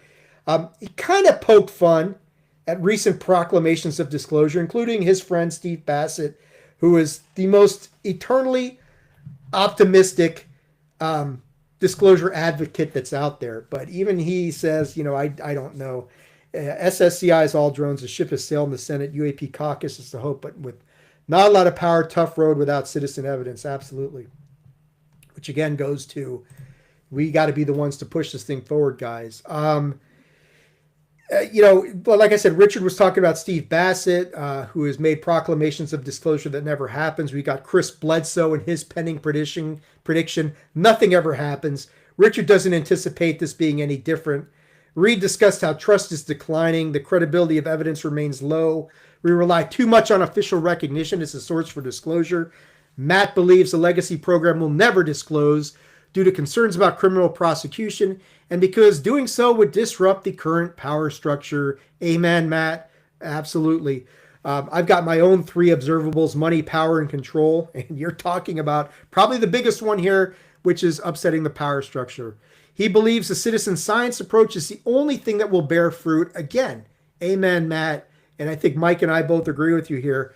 There's some discussion about what it's the NHI's intent and its mixed record of benevolence and hostility. So it is not all one or the other. There are examples of these guys being nice like E.T. and being pricks like Independence Day. So there was some discussion about that. Chrissy believed UFO historians play an integral role in this conversation, enabling people to catch up, learn, and engage. Kevin believed that the more the media is directed towards science and hard data, the easier it will be to get them on board and to communicate effectively. So that panel was obviously, as you may have gathered, very pessimistic on the status of thing, and they're not wrong, because this is more looking at it from the deep state disclosure side of the fence, the official disclosure. This notion that Trump's about to make a disclosure speech in July is, believe what you want, guys, but it's not happening. And I would love to be wrong. I don't think I'm going to be wrong. And I don't see anything coming from the government anytime soon, if ever. The next panel, this was an interesting one, because you got Reed Summers moderating with Michael Gold from NASA, Cecilia Levy, and Beatrice Villarreal, who most of us have heard a lot about. Michael, interesting, I did not realize that Michael had previously worked for Bigelow Aerospace, but he didn't work for Bass. He was on the NASA UAP Independent Study Team, and Michael believed this team's existence is critical given the stigma surrounding UAP and NASA. Now, this study team was formed on May 24th, 2022, with 16 experts responsible for identifying available data and determining the best approach to collect future data. On May 31st, 2023, the first meeting was held. And on September 14th, 2023, they released their first report on how NASA could advance understanding of UAP. Then Michael discussed the significant pushback this group received for simply asking questions about UAP. Not the existence of it, but just asking questions about it, which undermines the ability, of course, to conduct meaningful scientific research. Michael believed we need to review the NASA archives more closely. He shares a photo of a triangular formation of a UAP taken by Apollo 17 astronauts from the lunar surface. Now, could be anything, could be ice crystals. You always hear that with NASA. And he wasn't drawing a conclusion as to what it might be, just to show, hey, these are in the archives. He also shows slides and photos of the infamous lunar horizon glow from Apollo 17. And then he showed another image from March of 2025 of another lunar glow that, you couldn't really explain. It wasn't the Earth, it wasn't Venus, it was something else. NASA, however, indicated it was charged lunar dust, which I gotta be honest with you guys, sounds a hell of a lot like swamp gas to me. Charged lunar dust. Swamp gas? Gee, kind of the same thing. It's the new swamp gas. Drones and charged lunar dust, the new swamp gas. Anyway, Michael is very concerned about the UAP stigma setting us up for a surprise situation where our adversaries have reverse engineered technology and is going to catch us with our pants down. Now, Kevin Knuth was in the chat for this panel, and which I thought this might be interesting based on the fact that he's involved in the Waters paper that's attempting to debunk Beatrice's work. So I thought, this might get interesting, but he only asked NASA-based questions, so that never kind of came to fruition. But that there is still tension in this panel, as I'm about to get into. So Cecilia implored the need for peer review and echoes this mantra that extraordinary claims require extraordinary evidence. Beatrice, however, felt that focusing on UAP was not necessarily the best course of action. She believed people needed to move past the idea that some within this whole notion that some within community are trying to drag others down. She was imploring cooperation, civility, and collegiality. So we're getting into this whole issue of how you've got Beatrice's research on one side, and now you've got the pushback from people within the scientific community, within the UAP community itself. And Michael kind of touches in on this. He notes how researchers face all sorts of issues from skeptics, let alone from UFO believers. So I thought at this point, Michael's trying to play peacekeeper a little bit. It's not exactly going to work because Beatrice is going to kind of double down and say that she believed the scientific method was the key to getting research peer-reviewed. But Cecilia believed that the UAP field has a general data issue, with data quality being the primary concern. She was discussing smudges, old photographs, and similar issues in which the scientific method fails and, quote, wishful thinking takes over. This was a not so subtle shot at Beatrice. And I felt at this point, and Mike, you probably will jump in. I think you probably sense the same thing. There was palpable tension between the two of them during this conversation. It was clear Cecilia was on the Waters side of the situation, trying to debunk Beatrice and that sort of thing. And you could sense that this was going on. Beatrice discussed confirming the existence of an object and then kind of building the science around it to verify it. And, she used an example from physics. We know electrons exist, even though we can't visualize them. Cecilia was asked, what would you want if you had all this funding? What kind of program would you want to do? She's like, if a program was funded, I'd want observatories built in or around UFO hotspots. Even if it turned out not to be UAP, if we got something involving a unique atmospheric anomaly, that would still be critically important. But Cecilia knows no funding will be forthcoming from the federal government. She then notes there was a push on archive for a UAP dedicated section. Yeah, it was unexpected. You could tell for sure. There was no doubt about it during this segment that these two were not on the same page, and you could feel it. It was definitely, it was a little uncomfortable. I got to be honest with some of us watching. It's like, oh, this is not so good. We're supposed to be trying to get on the same page, but it is what it is, and there is this pushback against Beatrice that has largely, I think, in my opinion, been mostly unsuccessful, but it's there. But anyway, Cecilia was talking about a push for a UAP dedicated section on archive.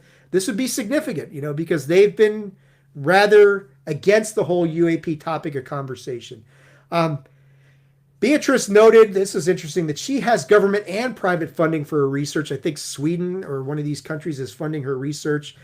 She still believes sacrifices are going to be required for science to secure further funding.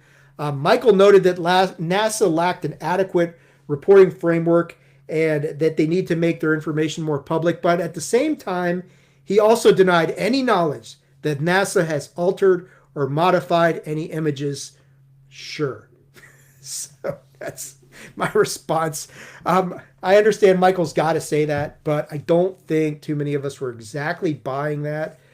But, that is what it is. The next panel, we got away from the tension and that sort of thing with Beatrice and Cecilia, which, was interesting to say the least. But Rich Hoffman then moderated this next panel, which is very interesting. Fred Paulison, Rainer Hassetil, David Dominguez Hooper, and Mitch Randall. And Fred and Rainer discussed the Hesteland history and research. Now, Hesteland, for anybody who knows, is a big UFO hotspot. It's in Norway. They had over 20 sightings per week in the 80s, and it remains active, although it's down to about 20 sightings per year now. But it's still very active. Rainer showed a 1999 blue box video of a glowing light moving across the sky at a relatively low altitude. This was taken on an old analog camera, and you could still tell that there was something there. There's another 2007 video with radar corroboration. This data, he said, is all available online at the Hesteland project site, wherever that is. There are many other phenomena occurring in Hesston, including battery drain, drone and car malfunctions, reactions to lasers. Anybody who's watched Skinwalker Ranch will relate to some of these sudden failures. In 1983, large pieces of soil were removed and left nearby. These things weighed a lot, like, several hundred pounds. They were just carved out of the ground and moved several feet nearby. They're using a variety of equipment at Hesston with a focus on magnetics and electrical interference. The sensors they have built are relatively inexpensive, and they have deployed them across multiple locations. They got some really compelling video of a light orb in the clouds that sped in, wiggled around a bit, and then left. That was kind of cool to watch. There's another video of a light going up the side of a mountain, which was interesting. David then discussed LDON, which is a multi-sensor UAP detection device. They recognize the lack of standardized data and the high cost barriers. They have two prongs to this LDON thing, and it's actually like, it's not spelled LDON. If anybody's seen like that Tool album, they've got one of the songs that's on there that has this weird spelling on this. But anyway, go look at your Tool CD collection or whatever it is for more of that. But there's two prongs to this. It's a multi-sensor fusion hub and a passive radar network. So Dionysus is the name of the multi-sensor data system that uses 28 synchronized sensors. The idea is to use multiple sensors to synchronize and validate UAP events. Edge devices handle the sensors and the cameras. Now, Nemesis is their passive radar system. The Dionysus system is going to cost like $25K. So that's not going to be an entry point that citizen scientists can get behind. Nemesis, on the other hand, is only going to cost $500, and it is designed for civilian researchers, scientists, and UAP enthusiasts.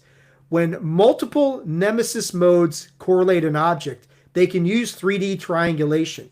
They have an augmented reality app that can help confirm whether objects are satellites or UAPs, which sound very similar to what Flight Radar uses. Mitch discussed Operation Skywatch, which is another citizen science network for detecting and tracking UAP. They want to detect the whole sky using kinematic tracks. Instantaneous acceleration, as we know, is a significant detection problem, and it's an observable. To maximize detection volume, they want a nationwide mesh network to maximize coverage. Operation Skywatch uses a passive radar network, a video triangulation app, and a witness reporting hotline. Passive radar, again, is obviously a key issue, and radar is the holy grail of detection. It uses FM radio as its basis. Video triangulation combined with radar can actually detect an object before you see it, which is pretty cool if you think about it. This signals the app that, hey, something is coming. This can then be pushed to multiple users, and this could lead to video triangulation, which we talked about earlier. The witness hotline is another aspect, and this is what it sounds like. It can be used to corroborate a sighting.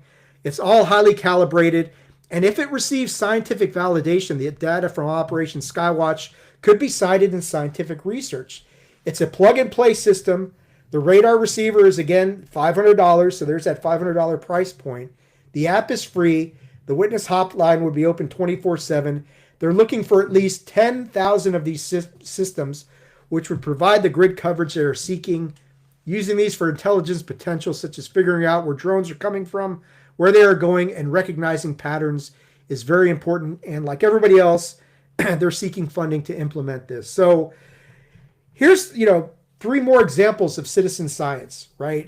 The Hesston stuff is obviously more involved, and it's got a much deeper lineage and history to it. But the stuff that David Dominguez Hooper was talking about with Nemesis, not so much Dionysus, of course, because, 28 synchronized sensors, 25K sounds about right. But the passive radar that he's using through Nemesis and that Operation Skywatch is using, again, that $500 price point, sure, it's high, but it's doable, and it's not completely out of the realm of reason. I mean, we saw a UAP detector for $275 selling out in an hour. So people are willing to spend the money on this thing once it's readily available. But again, the passive radar stuff is not all the way out there yet. It's getting closer to that. Let's get into the last real session before we close it up here. And this is the second part of the double main event, as I called it. James Fowler with Reed Summers as the moderator. Now, interestingly, Reed had just done on the Emergent podcast an interview with James like a week before the summit took place. So there, a lot of the stuff that they were saying here was a little bit repetitive, not completely, but there was some aspect of that. But at the same time, there was some, some different information that was going on here as well. So my screen is all over the place. Come back here. Come on. Sorry, guys. There we go. All right. So James comes on here and he's talking about how he's been running war games since 2021. During one of these games, they accidentally discovered the Tetra class of UAP. They have video of 7 Tetras flying in formation. In 2022, the dog whistle was developed. They believe multiple Class 1 UAP crashed, but massive flooding delayed any sort of adequate ground searches, so they never found it. They also observed Tic Tacs, blobs, beams, and the manta ray type UAP. In 2023, radar enhancements enabled them to discover the Class 6, which is the Bright Star, and the Class 7, which is the Jellyfish. He does say, this is interesting, there was an energy weapon attack against the team by a Bright Star. Interestingly, they have never seen a UAP at night. I found that, sorry guys, getting parched. I found that interesting, that most of the sightings that we think of are at night. They've never seen one at night, the Skywatcher team. There was a video of a Class 3 that had been enhanced by Pro Pixels, which is Billy Kryzak, and Billy does tremendous work on anything that he's working on. And he didn't modify it, he just enhanced some of the visuals a little bit. There is also a video of an unmodified Class 6 where the auto track was not able to lock on. In 2024, they discovered the Class 8, and one was believed to have crashed, but James himself had a severe injury at this time. He had to be airlifted out of the location, and this foiled any sort of a search into recovery or investigation of this crash that they observed. In 2025, the Class 9, the Egg, and the Class 11 Barbell were discovered. The Class 10 is the Tesseract, and that was discovered and developed from data collection in 2022. He then talks about Skywatcher, and then they intercepted about 25 UAPs and were within close proximity to the Class 2, 5, 7, 8, and 10. They have learned a lot by being in close proximity to UAPs. He says the UAPs appear to have different functions and mission types. These range from transportation, sensing, reconnaissance, and as noted earlier, there's some potential energy weapon offensive going on here. They've never seen a UAP from the air. In general, UAPs are not observable to the unaided human senses, but they are observable via infrared, manual optics, and radar, just for example. He stressed that commercial aviation is at risk, and UAP have been observed in commercial aviation air corridors. James feels non-government global tracking is required. He's concerned because UAP are operating with global impunity in all aspects of airspace, and they appear to be on some sort of mission, with the worst case scenario that they are hostile, and we are, quoting, ants under the magnifying glass, end quotes. But all we're doing is observing them. Is that a mistake? Citizen scientists, again, will be the key. Tracking UAP is challenging, and new tools are needed to address this issue. A, quote, team of teams, end quote, approach is needed. This requires researchers, scientists, subject matter experts, and the public. Tech like the dog whistle can bring these closer to us, but a variety of research elements is going to be required.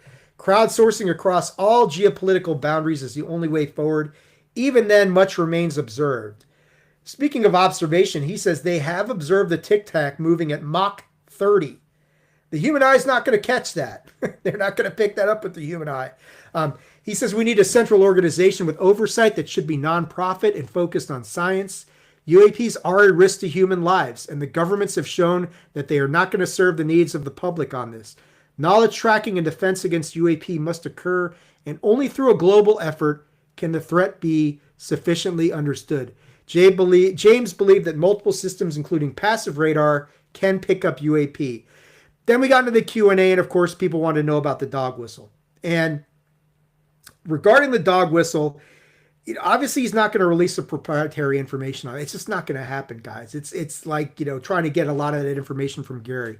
Um, but he sounded like he was concerned about overexposure. In other words, if the dog whistle were released to the general public, would it then be overused and rendered less effective, which is a valid concern. James is adamant that we need to stop being so passive in our observations, as many UAP classes exhibit offensive probing and strategic tactics that seem to escalate until like we either terminate the event that's going on or take some sort of action like chasing it with a helicopter.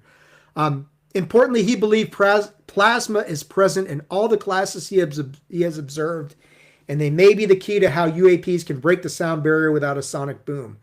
He confirmed that there was no physical recovery of UAP, but he did believe some may have crashed, and they may have, and their activities, Skywatcher's activities, may have been the cause of some of them to crash. He did not really directly answer the landing question, but I don't think he deliberately avoided it either. It just kind of, I think it was asked by Reed, and he latched onto something else and never circled back to the landing question. He does not know much about the psionic side of things, which I thought was interesting since Skywatcher had stressed the psionic aspect of things so strongly. But James is like, I didn't really know much about that. He has not observed a repeatable psionic event, although he could not definitively state that nothing ever happened on that side of the fence. He kept his team located rather far away from the psionic assets. He talked about using passive radars being a good idea for citizen scientists, and turning cameras into sensors via IMUs will also be very helpful. Once such systems are widespread, tracking UAP becomes much more practical. Getting enough pixels on targets is the key, but he said radar is not very practical.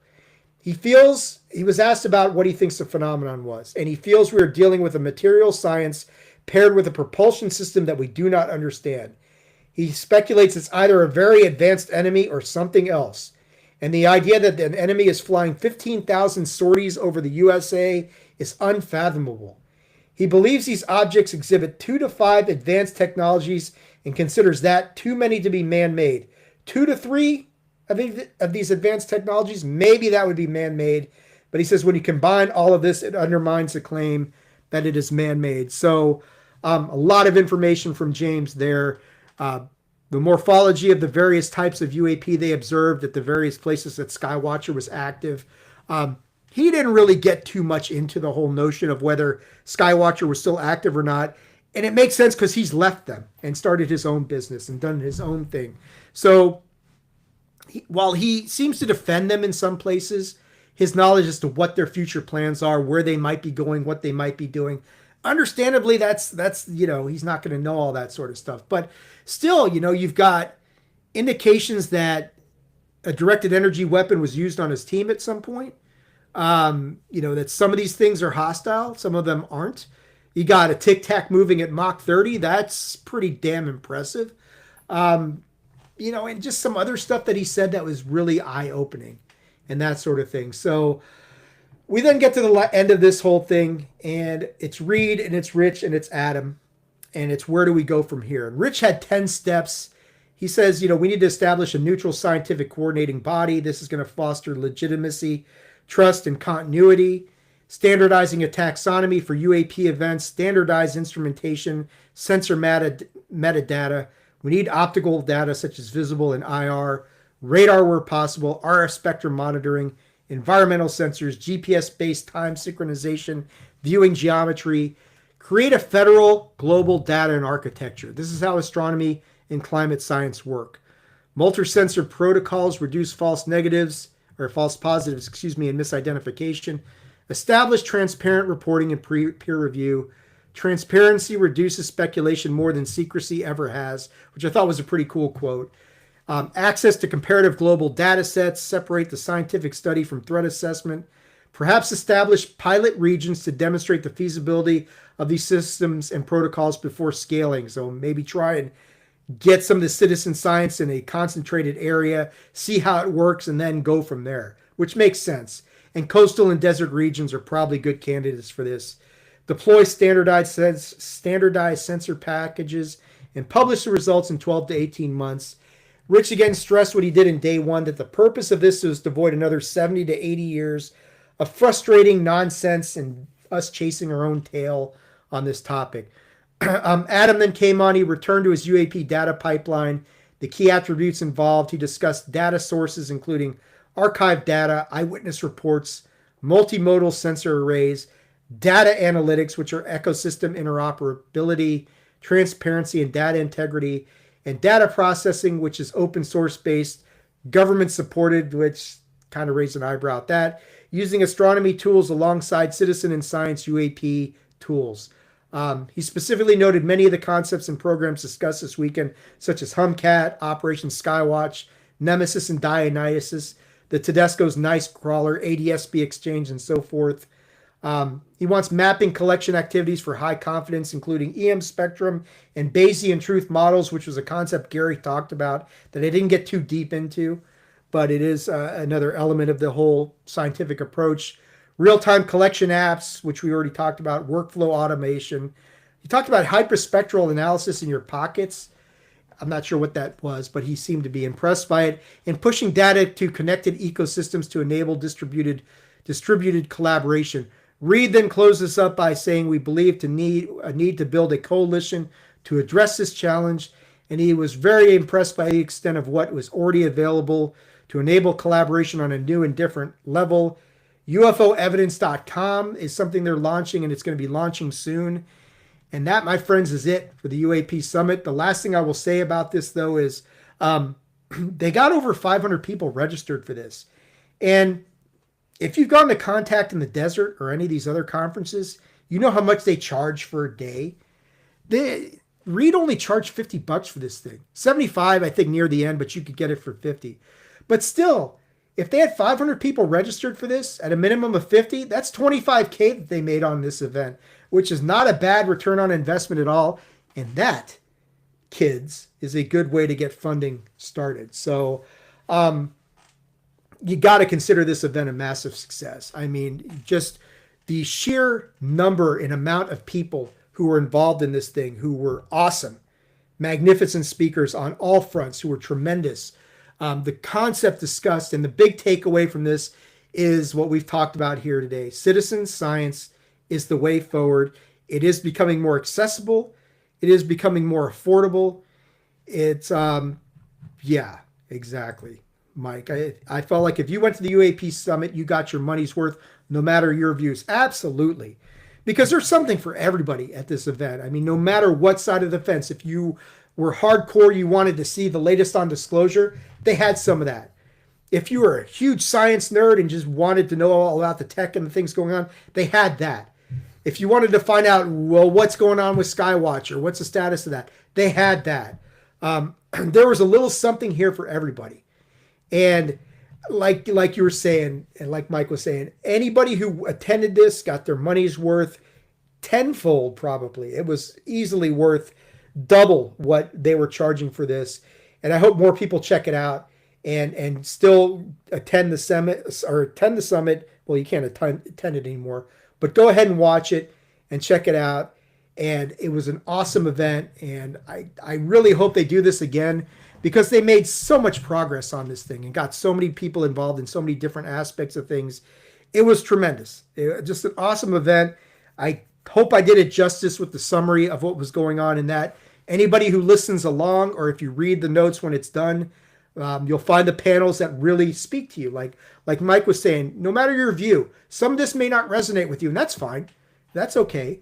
All of it was interesting to me, but some of that may be different for you. But hopefully what I discussed here may enable you to zero in and say, this is what I want to watch. This is the panel I'm most interested in.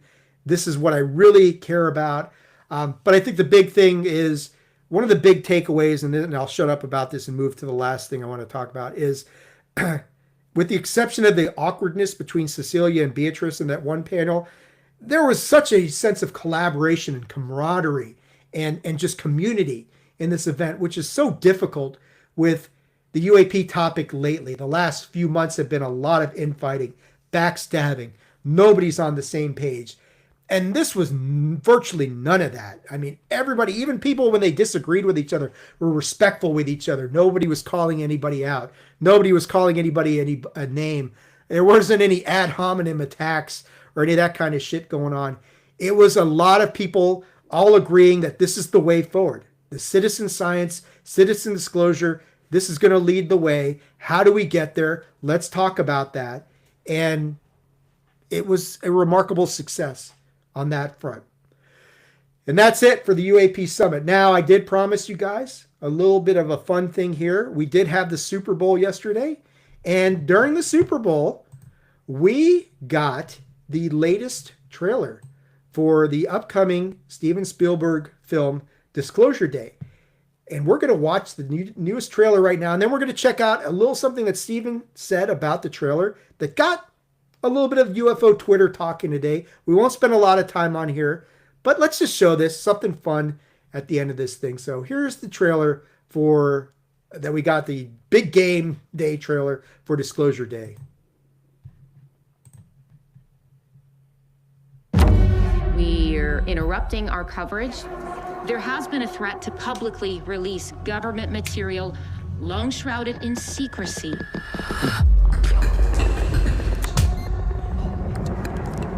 Are they people? No. Do you think there could be others? People have a right to know the truth. What are you gonna do? Full disclosure to the whole world, all at once.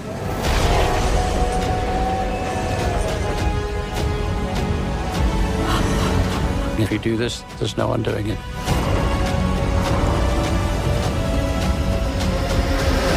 There will be no other day like tomorrow.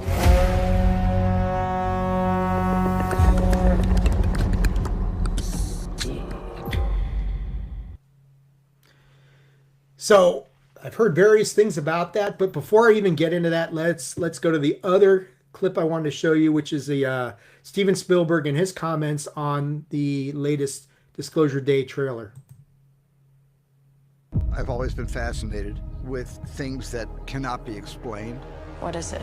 You wouldn't believe me if I told you. So I'm gonna show you. And I've made a lot of movies about things that cannot be explained, from sharks to saucers. Do you think there could be others? When I was just a little kid, I remember developing a real curiosity about the sky at night and what's happening up there. People have a right to know the truth. And also, not the possibility, but the guarantee that there is life off this planet. People keep wondering, encountering the unknown. People's questions about what is not only going on in our skies, but what is going on in our worlds, in our realities, has reached a critical mass. They're coming! They're coming! Of people's complete fascination with, are we alone or are we not alone? They are starved for the truth. And if someone knows we're not alone, why haven't we been told? Full disclosure to the whole world, all at once.